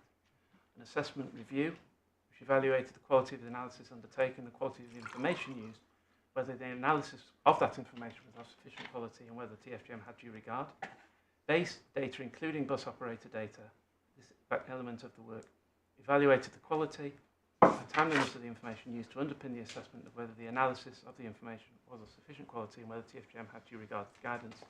In relation to the financial model, demand and revenue models, cost-benefit analysis models, and other economic benefit analysis models, together the models, we've undertaken calculation reviews of the models. This element evaluated the quality of the analysis undertaken and the arithmetical accuracy of the analytical methods used, and technical, methodological, analytical reviews of the models, which evaluated the quality of the analysis undertaken and the quality of information used. So what seems to be a thorough review by the auditor of all aspects of the assessment in terms of how it, particularly clearly in line with the statutory requirements, was of sufficient quality to show that it was affordable and would be value for money. And as we all know, in March 2020, after the consultation had concluded, but before any further stage of the process, the COVID pandemic struck the UK. On the 26th of June 2020, there were two reports produced by TFGM and by GMCA. The recommendations in that report took account of what was then three months of the COVID pandemic. And we can see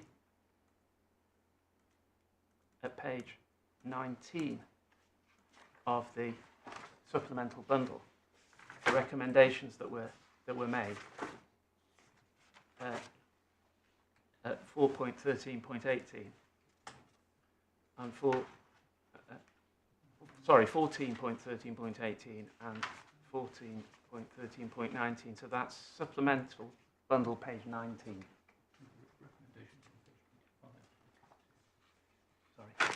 No, I think my learned friend wants me to look at a different page, but the recommendations for committee action on page 25. I think what my learned friend is quoting from is one of the appendices to the report which contains recommendations. Yes, this is the TFGM. Yeah, but the recommendations. I'm going to take. I'll take you to those pages as well. I just want, because as I indicated before, what happens is that there's a TFGM report, and then what we would describe as a sort of the covering report from the GMCA, which is the one that goes to the GMCA to take their decisions, and then ultimately to the mayor to take the final. As I understand it, TFGM made a recommendation to not to make the decision just yet, yes. But to consider the impacts of COVID, and that recommendation was adopted. That's right. But it was clearly accepted that it was necessary to consider the consequences of COVID once its impact on the economy and on public transport in Greater Manchester become clearer. Yeah. And then we can see in the GMCA report, which at page, I wanted to start at page 24 of the bundle, which is section 3, impact of COVID-19 outbreak on decision-making process. As noted above, the potential implications of COVID on the local bus market were not taken into account in formulating the proposed scheme, its assessment, the consultation, or the report on the consultation responses. These potential implications are relevant to any decision because of the relevance to changes of the bus market, in terms of changes to an uncertainty about patronage, attitudes to travel, potential changes, and the need for and capacity to meet social distancing requirements. Before any final decision may reasonably be taken, consideration needs to be given to the impacts COVID may have on the bus market, and the options considered in the assessment, how that impacts on the assessment, audit, and consultation already undertaken. That's 3.3. And the potential need to reconsider some of that work before any final decision on a franchise scheme is made. The outcome of that work will determine if there is a need to repeat some or all of the process set out in the Act. That being said, TFGM has finished reviewing the responses and has finalised its report. In relation to the scheme, members will note TFGM report proposed a series of modifications following the outcome of the consultation. And then it explains what that is. And then paragraph 3.5, in the circumstances, members are requested to simply note the contents of the report, scheme and supporting documents at the current time. Final proofreading. The purpose of the publication is to draw the original consultation exercise to conclusion, as well as enabling members to consider the results, albeit within a context that predated COVID. Further report will be submitted in due course.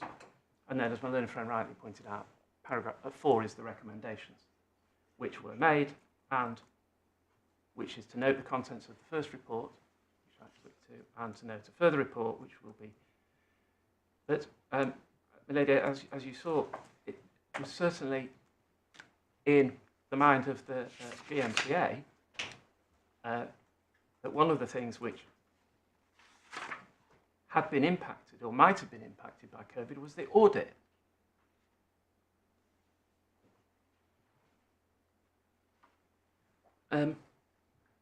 Lady, on the 27th of November 2020, again, obviously, whilst the COVID pandemic was ongoing, the GMCA published a COVID-19 impact on bus franchising report, which had been prepared by TFGM.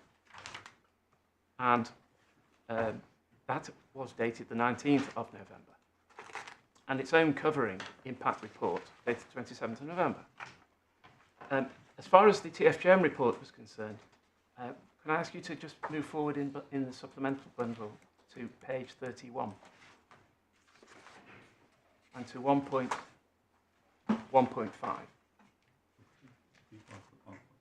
I'm sorry, my learned friend would like me to read 1.1.4, so of course I will. The purpose of this report is to consider the potential impact and effects of COVID on the bus market in Greater Manchester, the options considered in the assessment, and how COVID may impact on the recommendation made in the report that the proposed franchising scheme would be the best option for reforming the bus market.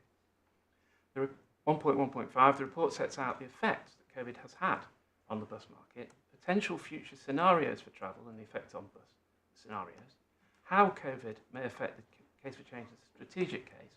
Next bullet point, how COVID and potential future scenarios may affect the conclusion in the economic case that the scheme was good value for money. And then how COVID may affect the consideration set out in the commercial case, the conclusion it could be successfully procured, and then the next one, how COVID may affect the conclusion set out in the financial case in the assessment that the proposed franchising scheme was affordable. And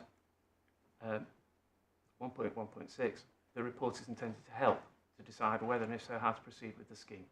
Well, they also considered how it might affect the alternative options that were put forward. Yes. The penultimate bullet point. Yes, my lady, yes. I'm sorry, I didn't mean to. No, but I mean, it's doing what was envisaged when everything was put on ice, which was paragraph 3.6 of the previous report, which envisaged that some further research or assessment would have to be carried out Yes. on the basis that it might as a result of that further assessment, be necessary to revisit the original assessment, audit and consultation?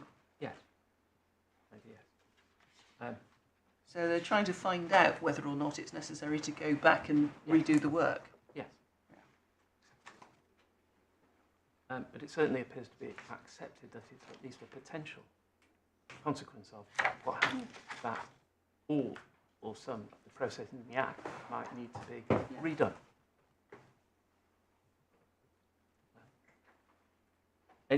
The other reports I was going to say to you, and I'm sorry that some of the reports are in the supplemental bundle and the others are in the core bundle because of the page limit that we have. But in the core bundle at page 359 is TFGM's COVID impact report of the 27th of November 2020.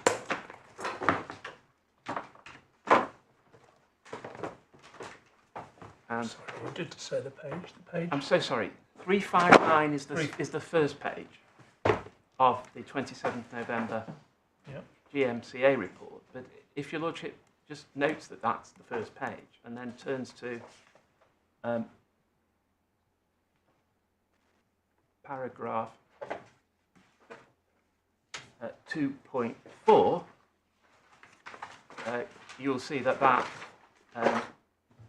mirrors the report that I took you to, TFGM.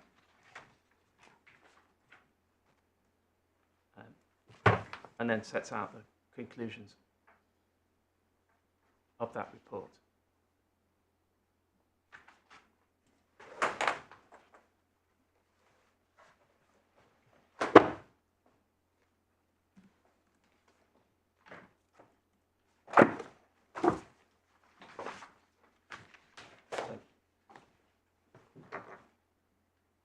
And lady, the COVID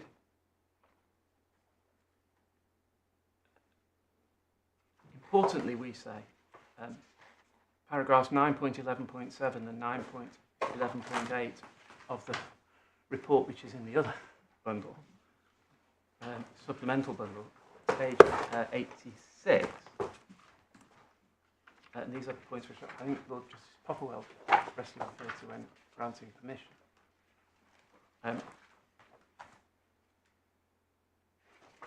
Identifies. 86, did you say? I'm so sorry, 86 of the smaller bundle, yes. 9.11.7, 9.11.8. The specific risks in the risk register and quantified in the economic analysis have not changed a great deal. However, the overall shift in GMCA taking revenue risk in a situation where revenues could fail to recover to previous levels is significant. If revenues do not recover fully, as is the case in 3 of the 4 scenarios, GMCA will be in a position of making difficult decisions to reduce services or to offer more public support. In the most pessimistic scenario, where patronage falls, it may be difficult to build it up again. This could affect the affordability of the proposed franchising scheme.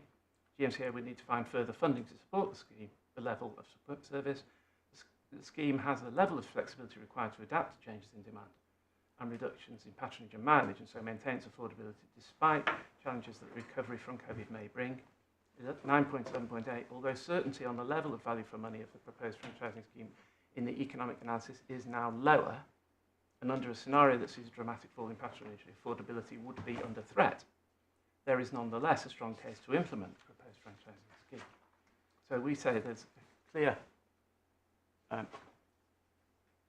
it's clear, we say, that the ongoing and uncertain pandemic had impacted the 2 statutory criteria of affordability and value for money. And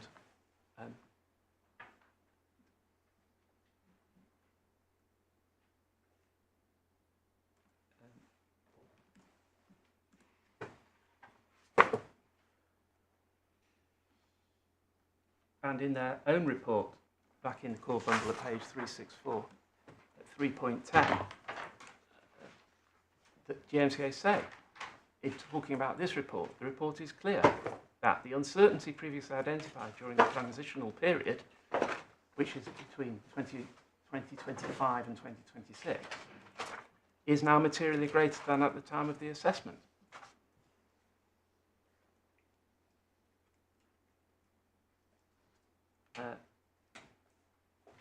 and at 3.17, page 365, the uncertainty due to COVID-19 typo means that there's potential for structural rather than simply incremental changes to the bus market, and the elasticity-based framework used to complete the economic appraisal in the assessment is not well suited to dealing with structural changes in travel behaviour. It's not been possible to create a robust single central estimate of the value for money of the proposed franchising scheme with the same level of certainty as in the assessment. So, as you will have seen, the approach in these reports in November is what's described as a scenario-based report, rather than, obviously the original assessment was based, as you know, on information, on models and on data assessed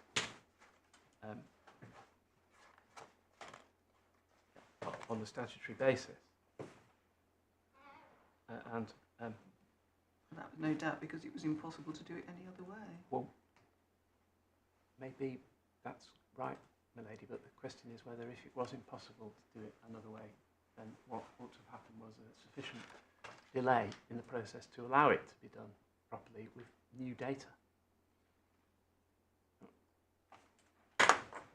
Well, my lady, because otherwise the point is that you are not checking that the statutory criteria remain in place, because you are using completely different information, which is... The completely different information is being used to check the accuracy of the assumptions that underlie the statutory data. Yes, on the basis which is accepted that those assumptions are not as clear as they used to be and are. Well, the question is whether that fuzziness around the edges, if I can put it that way, is sufficiently worrying to find that the original modelling doesn't work. Yes, except you don't analyse the original modelling again, you analyse something else. So that's the... So, my lady, it's clear also that in the core bundle at page 367, under the heading Auditor's Review,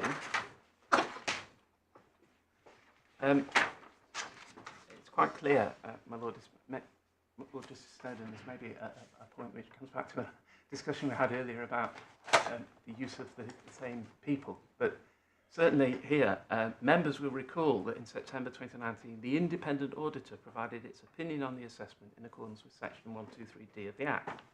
The independent auditor has also been asked to provide a review of the report. Its purpose is to provide the GMCA with independent assurance on the approach taken by TFGM in preparing the report. For the avoidance of doubt, the auditor was not required to audit the report on the same terms as the original audit, but for the purposes of this report, they are still referred to as the auditor. The auditor was requested to provide assurance and comment on the overall appropriateness of the approach taken, and in particular whether the approach was taken in the report, considering affordability and value for money of the scheme in light of the potential impact of COVID, is appropriate. Whether the information and analysis as contained in the report on the affordability and value for money is of sufficient quality, and any specific recommendations on how the approach, information or analysis might be improved. But so what we have here, and then the independent auditor has also been asked to report on instances where in preparing the report, TFGM has departed from the guidance issued under 123B of the Act on preparing the assessment. The auditor has been asked to comment on whether any such departures are appropriate or not, given the circumstances. And then the appropriate, well, the audit was completed and a copy is attached. I'll come on to looking at it shortly, of course. And then the conclusions are taken from the report, and the 4.6, as set out in the letter, the auditor's review, third line, has been an iterative process. That means that any suggestions raised have been included in the report. The auditor, and 4.7, the auditor noted that as there is no guidance that TFGM could follow, they have not been able to report on any departures from guidance.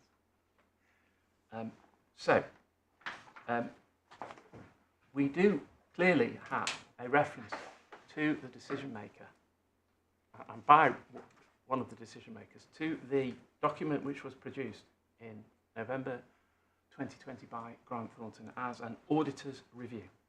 And it does seem, with respect to us, as though a good deal of reliance and weight is being placed by GMCA on the fact that they have gone back to the original independent auditor and asked for some independent assurance on the approach taken in their November COVID report. So, obviously, risk of reopening the box. The issue on ground one is whether this independent assurance should have been another audit or not. My lord, my lady, my lord, you now know. We say it's instructive and important to consider the differences between what was provided in the Section 123D audit and what was provided in what we can either call the assurance review or the auditor's review. Specifically, the differences between what the auditor's responsibilities were as auditor and what their responsibilities were as assurance reviewer. Well, before we come to that, can I just ask you, just for clarity, what do you say that they should have been auditing? Do you say they should be auditing the original Section 123B assessment or the document prepared by CFGM? We say they should have been auditing them, both of those documents. Both? Yes, because you have to audit the original assessment in the light of the further information which is, we say, effectively part of that original assessment.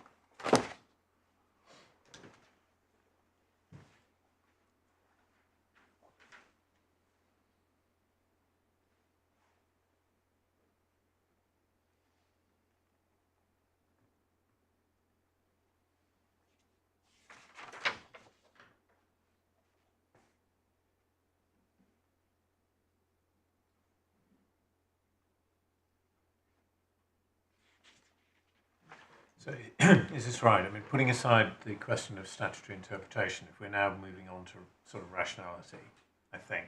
Well, if you look at page 367, yes, paragraph 4.2, yes, is this right? That is it the third sentence that you say is the error? In other words, are you saying that it's irrational to not require the auditor to audit the report on the same terms as the original audit of the assessment? Is this right? You're saying that's irrational. You should have. Yes. The only rational thing to do would have been to ask the auditor to audit the report on the same terms as the original audit of the assessment. Is that what you're saying? Well, that's where they went wrong. Yes, because if you don't do that, you can't be satisfied that you still have affordability and you still have value for money. Right, so this is nothing to do with this. So I'm stressing this is not statutory interpretation. You're saying, but that's the only rational decision or the rational thing that the authority could have done. Because a rational decision maker would direct itself in accordance with having to remain satisfied that the statutory criteria are made out. And so and then just looking further down that paragraph, so what you're saying is that what they substituted for the certification under Section 123D was inadequate. Well, nothing of any objective value, in fact, when you look at it, right. Which I was about to. So this is the rationality test we're looking at now. Yes. Yes. So first of all, it's not rational not to have instructed for further audit. But even if I'm wrong on that, what was instructed and was relied upon is not a rational thing to rely upon, because it doesn't, in fact, give you any independent assurance, which is what it says it's supposed to do.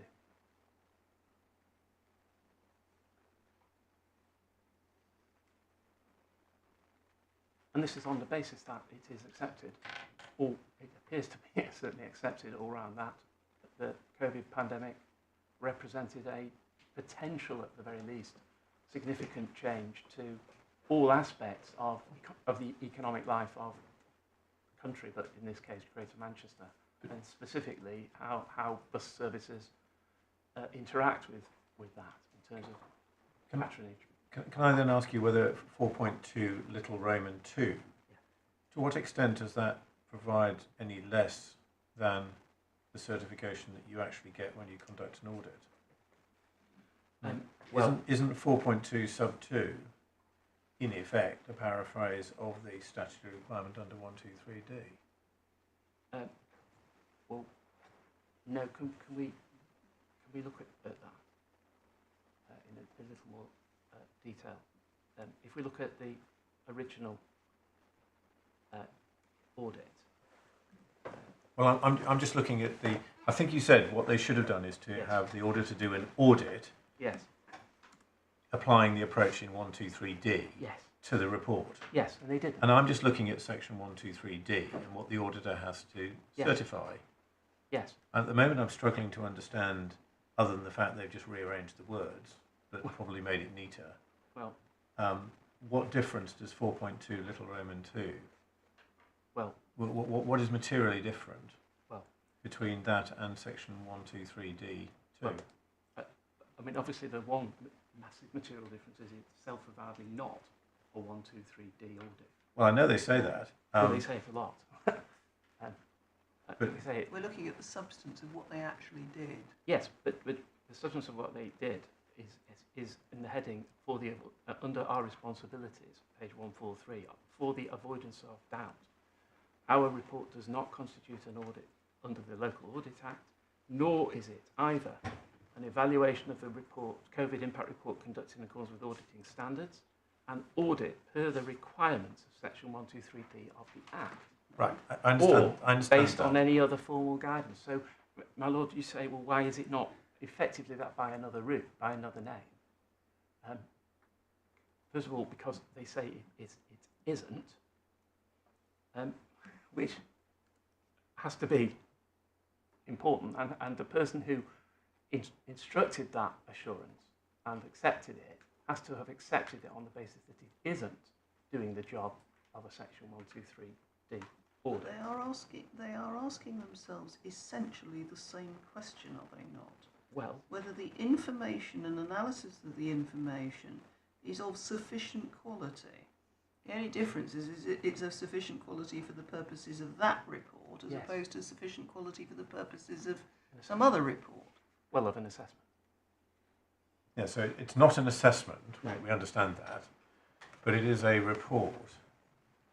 Yes. Um, So it goes from. Yes, I'm sorry, Lord. So it goes from a report which was to provide whether the from 123D report. So the reason we got into this is because I first asked you Yes. where they went wrong, Yes.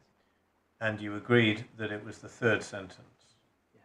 I thought I'd understood your submission was that they should have audited the report on the same terms as the original audit of the assessment. That's what I thought you were saying. And so I then said, well, if that's right, Yes. why did they not, in point of fact or substance, do precisely that? I mean, I accept that it's not entirely satisfactory that this may, on that hypothesis, be inconsistent. You know, they're saying we're not doing that, but here we are, in fact, doing it. With respect, it's not that it may be inconsistent, it's wholly inconsistent. To say you are not doing something it means you're not doing it, and they weren't doing it. And if we just go back to the statute for a moment, to 123D, the auditor's report has to state whether, in the opinion of the auditor, the information relied on in considering the matters in 123B, 3D and E, that's affordability and value for money, is of sufficient quality, and B, the analysis of that information in the assessment is of sufficient quality, and C, that the authority had due regard to guidance Yeah, well, they make the point. They make the point there is no guidance. There is no guidance. That's 4.7. Yes, right. Well, there clearly is no guidance. So there's clearly This no is guidance. Non-statutory audit. Right. So what they did do in their original audit is to set out those obligations and say they complied with them. What they do in this is to say that they first looked at whether the approach in the COVID impact report in considering affordability and value for money in light of the potential impact of COVID is appropriate. And my Lord, that word is important because that's the first bullet point, because they do not consider the quality of the approach taken.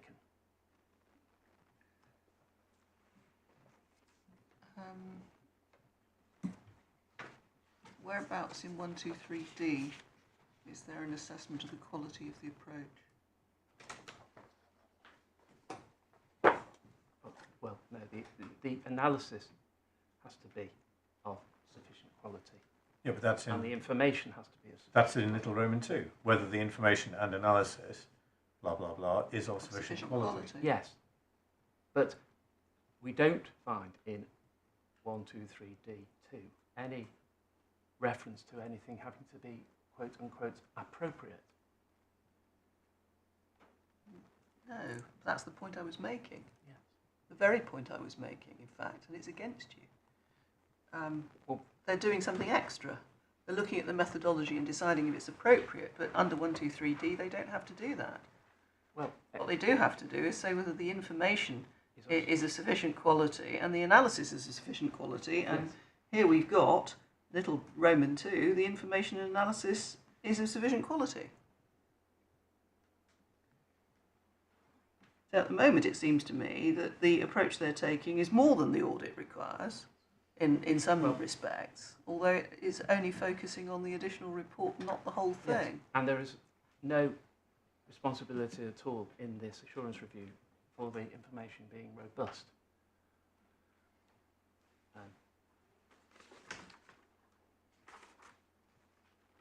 Which sorry, I don't... Well, sorry. in the original... You say there's nothing in here which suggests that the information is robust. Yeah. Well, putting aside the word robust, yes, which doesn't appear anywhere in any of the documents, I still come back to Little 2. Sufficient quality is part of the task, it would seem.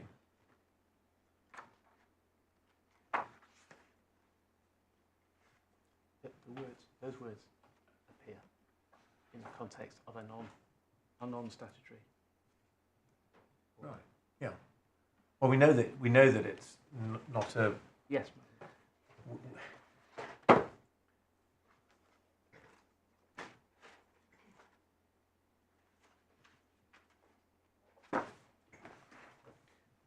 So you see, you accept they didn't have to start the assessment again. So, unless you, on this hypothesis, we are working now on the basis that there's no statutory requirement to have a statutory audit under 123D of a restarted assessment. So you say they should have conducted a audit, in inverted commas, of this extra statutory document, the report, Sorry. using the parameters and the tests of a statutory audit under 123D. Yes. You say they didn't No. look at this. It avowedly says it isn't. And all I'm doing is questioning, in fact, what they actually then went on to say they were doing, which seems to me to look like what they said they weren't doing. Well, what I was saying, one of the points I was making was that they didn't look at the robustness of the information. I mean, your Lordship said to me, well, where is that in a requirement? And it's in page 10 of the supplemental bundle in the original report. The guidance requires that the auditor considers the process that's been followed, the accuracy and robustness of the information that has been used in the analysis. 187. Now I know that is what's to be done in the 123D audit, and we don't have a 123D audit. Well, that's the problem. Well, that's the problem all round, lady, because we said this should have been one. Because But the one real thing question you need to, is, if you compare the two types of check, trying to get away from the word audit, yeah, the testing that's being carried out by the independent, in inverted commas, auditor, surely you've got to stand back and say, well, what function is that serving? And why is it irrational for the decision maker to carry out what is independently certified to be a sensible approach to assessing the impact of COVID-19, given all of the uncertainties? What makes it more sensible to go back and do a full audit? well, what makes it more sensible is because it's only the audit that tests whether the affordability and the value for money criteria, statutory criteria, exist. Well, no, it doesn't, because In that's one of the things that they're actually doing in testing this now. well, except they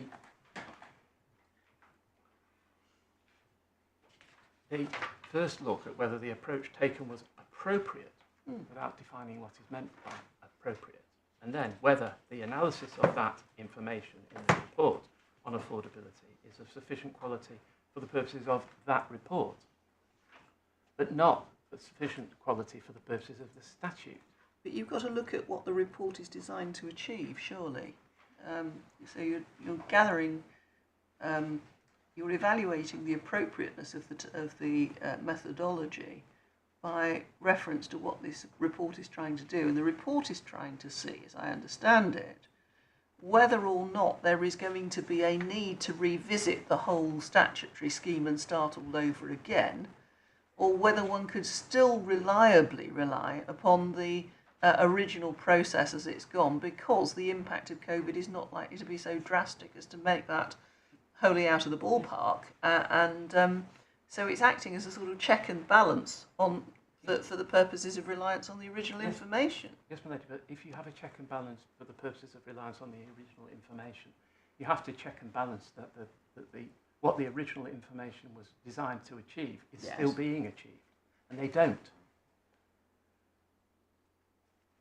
Because what the original audit was designed to achieve was whether there was sufficient quality of information and sufficient quality of analysis to meet the statutory requirements. And this... Come back to why 4.2 little Roman 2 doesn't do that. Because it doesn't mention the statutory requirements. But it does. It does refer in the to sense of the quality of the analysis or the quality being... I think we're just going round in circles, Mr. Singer, because Well, when you're faced with an exercise which requires somebody to find out whether the information and analysis of the information on the very topics of affordability and value for money is of sufficient quality for the purposes of the report you're carrying out, which is a check to see whether or not it makes a material difference to the information you're relying on for the purposes of the decision. And if there's if there is a check and says, yes, it is of sufficient quality, and they can come to a conclusion on the basis of that they don't need to go round the houses again and start with another statutory consultation, why is that irrational? Well, lady, as I've already indicated, what was originally done, properly done, was an audit under Section 123D. What was later done in an attempt to check, and assuming there's no statutory requirement for a Section 123D audit, what was done in lieu of any further audit, which might have been a decision to have been taken but wasn't, was this report instead. And the question is whether a rational authority would have had a report like this from its auditor in place of a Section 123D re-audit or further audit. And we say it's irrational to have anything other than a 123D audit. And we also say, as I indicated earlier in my opening to my Lord Justice Snowden, that it's irrational in any event to rely on this document because it does not provide any objective analysis of the respects in which the changed circumstances do still mean that the proposed franchising scheme will meet the statutory criteria. Because it self-avowedly doesn't seek to do that. But then an audit report wouldn't do that either, because that's the function of the authority's decision, not the audit. The auditor never says this scheme is value for money and this scheme is affordable. No. The auditor says you've applied a methodology to reaching the decision that it's affordable and value for money, which we think is sufficiently robust for you to be able to reach that decision as a rational decision. And of sufficient quality. Yeah. To do that. But you can't substitute the views of the auditor for the views of the authority. No. Save that we still say that if the auditor's view is that you haven't met the statutory criteria of sufficient quality and sufficient analysis, you can't move forward, we say. In other words, if the audit comes back and says it's not of sufficient quality. Can you help me with where the judge dealt with that point you've just made? That, as I wrote it down, it's irrational to have anything less than a section 123D audit of the report.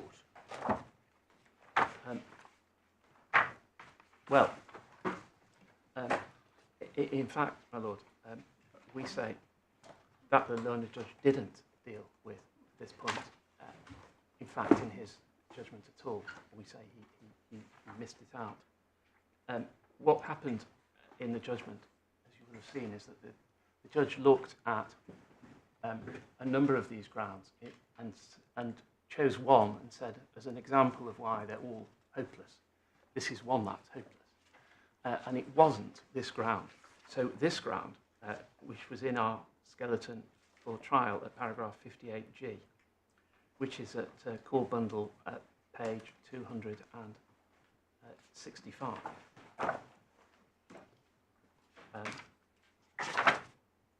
Under the heading, failure to review and appraise of financial models, where we said that and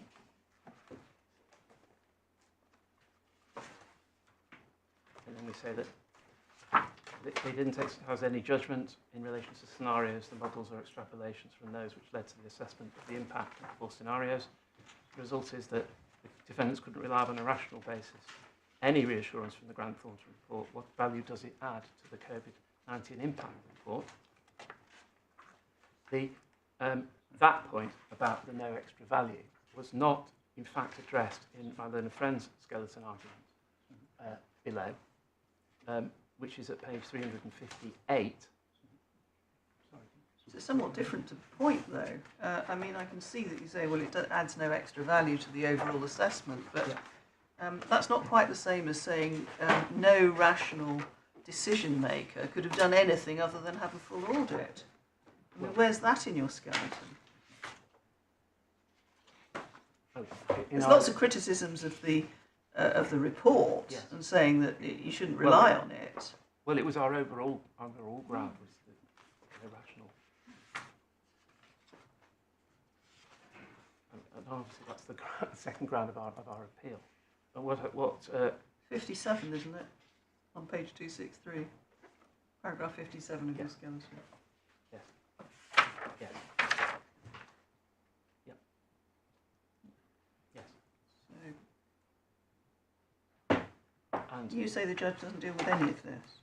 I say he doesn't deal with our specific point at 58G in his judgment. I can show you where the judge deals with this in terms of where it is in his judgment, and I was just about to do that with it, which is at pages 167 to 170 of the core bundle, which is J 307 to 316. 167, did you say? Yes. Thank you.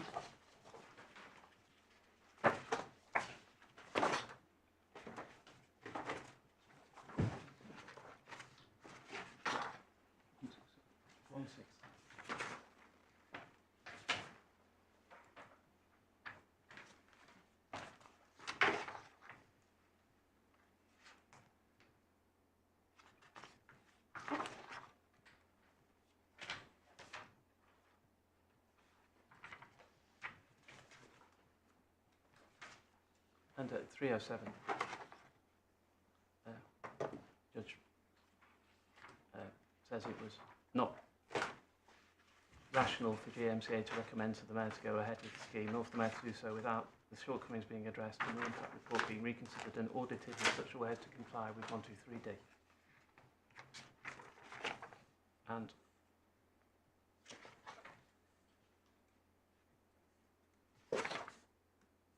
of course the judge repeats his point that we don't need a statutory audit as a matter of law, because there'd already been one which had been audited, and the whole question of whether the process had to start again is a matter of judgment.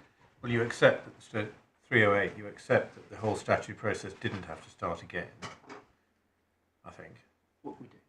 And As so a matter of, do you say that when it says further non-statutory work should be commissioned in order to test the conclusions in light of the uncertainties, you say it was, therefore, you accept it was not irrational for GMCA to take the second course, as the judge said, I do something.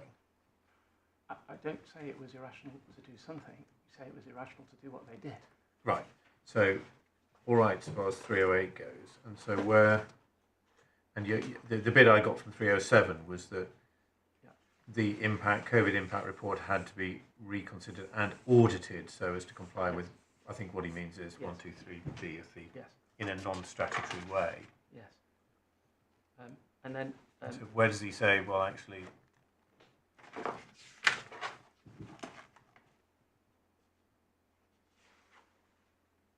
Is it 312? Is that right? Then he picks up the... Well, he doesn't deal with 57 at all in terms.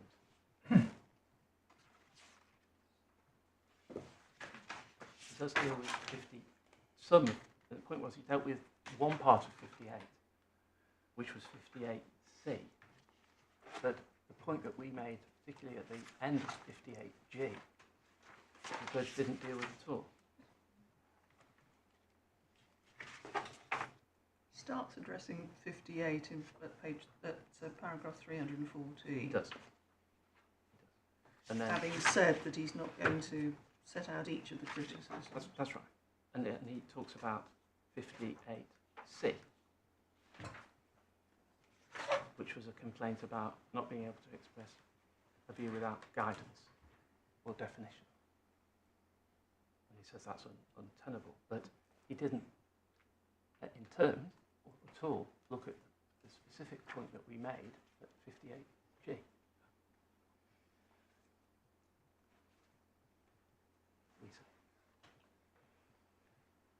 Well, doesn't he say in paragraph 312, I think all of this is just arguments about the merits. Well, that's what he's saying. Now, you would say he's wrong about that. yes, and that, except and your 58, I'm starting to lose G, is in fact not just merits, it's a question of rationality of approach. yes, and also where the judge says they're addressed in detail in Annex 2 to the defendant's skeleton argument. Actually, if you look at Annex 2 to the defendant's skeleton argument, which is at... Do we need to go beyond what's in 315?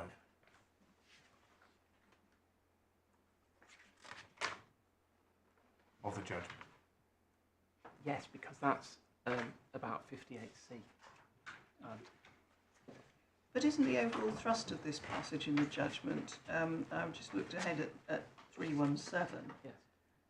directed to that submission, which is you can't place any reliance on what Grant Thornton said. If the general thrust is that because of all these various deficiencies, it's irrational to rely upon what Grant Thornton said because they add no extra meat value to what you've already got, I'm not sure that there's a separate point to be addressed, is there? Well,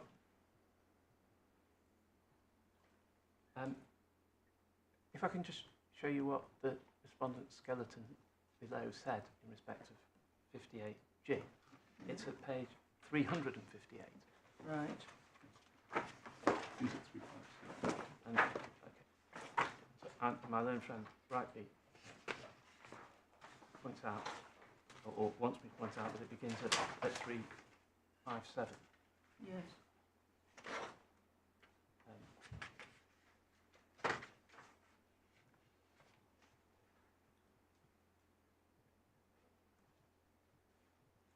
But where we get to, at the page I was taking you to, and of course my friend can take you back if he wishes to, needs to, is 32. Rotala now suggests at 58G that Grant Thornton didn't exercise any judgment.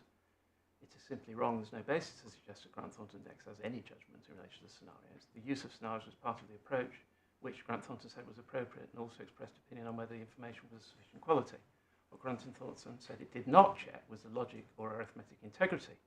The spreadsheets developed to assess the impact of the 4 scenarios on the financial and economic cases. Now, my point was that that part of the skeleton did not address the final point made in our 58G, which is at 265. So let me just understand this a bit better. If the auditor is doing a statutory audit under 123D, and he's asked to certify that the information and analysis of the information are of sufficient quality. Yes.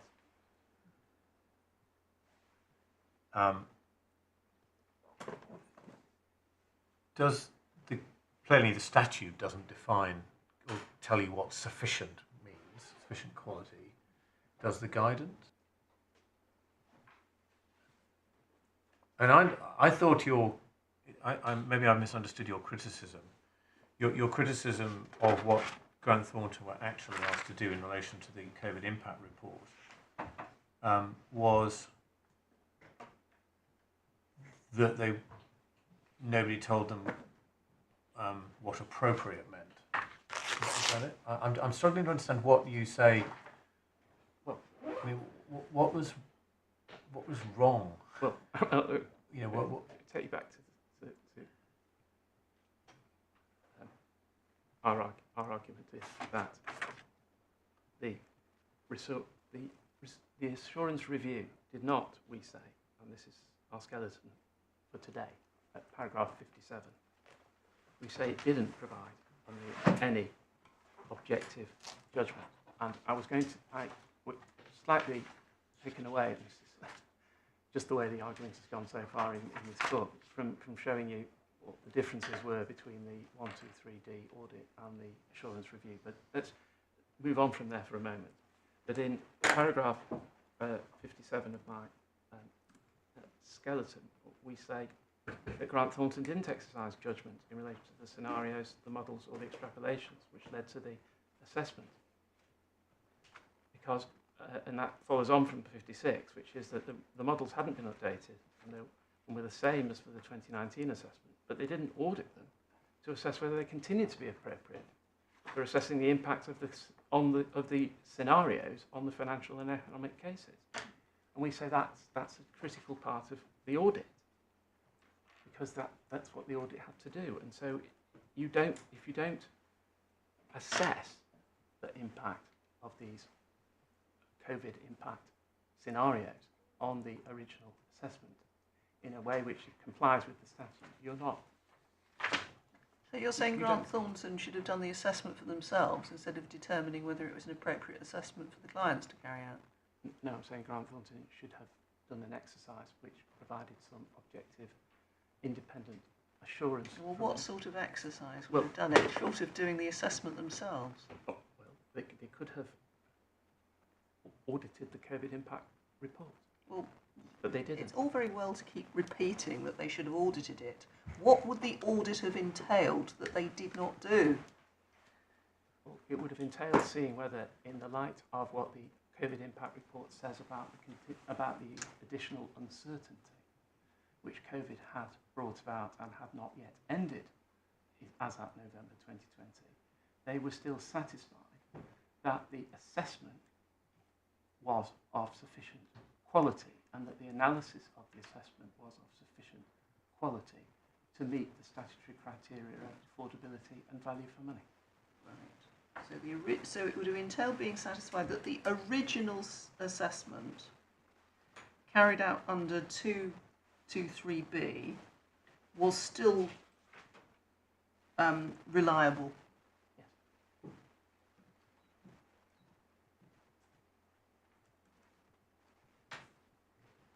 Or still fit for the purpose. Yeah. And we go on to say in our skeleton at 59 that there was a false sense of security which would have been derived from the use of Grant Thornton as an assurance review, because it would have, because since that was not in fact a further audit and did not examine the continued reliability of the underlying financial models post-COVID, that was no logical basis to conclude that the decision remained value for money and affordable. So you simply produce a piece of paper which has no objective analysis in it, but is described as being the auditor's review, when it's not an auditor's review at all. So the client carries out an assessment of the underlying reliability of the financial models by testing them against 4 scenarios. The Grant Thornton then come in and say that was an appropriate methodology for carrying out that test. But because Grant Thornton don't carry out that test themselves, you can't be satisfied with Grant Thornton simply saying that the client's gone about it the right way. Well, there's a tiny little bit more to it than that, lady, but in essence... That's essentially what it is, in though, essence, isn't that's it? what Yes. I'm saying. That's Yeah. the argument. I don't know if now's an appropriate time. Yes. Shall we say 2 o'clock? How are we doing? I'm sorry that you've been interrupted so much. No, please don't apologise. It's, as I said earlier, it's part and parcel of being in this court. What makes it... How much longer do you think you're likely to be, assuming we keep the interruptions to the minimum? Maybe 15, 20 minutes? Right. Thank you. We'll say 2 o'clock, thank you. Thank you. Court rise.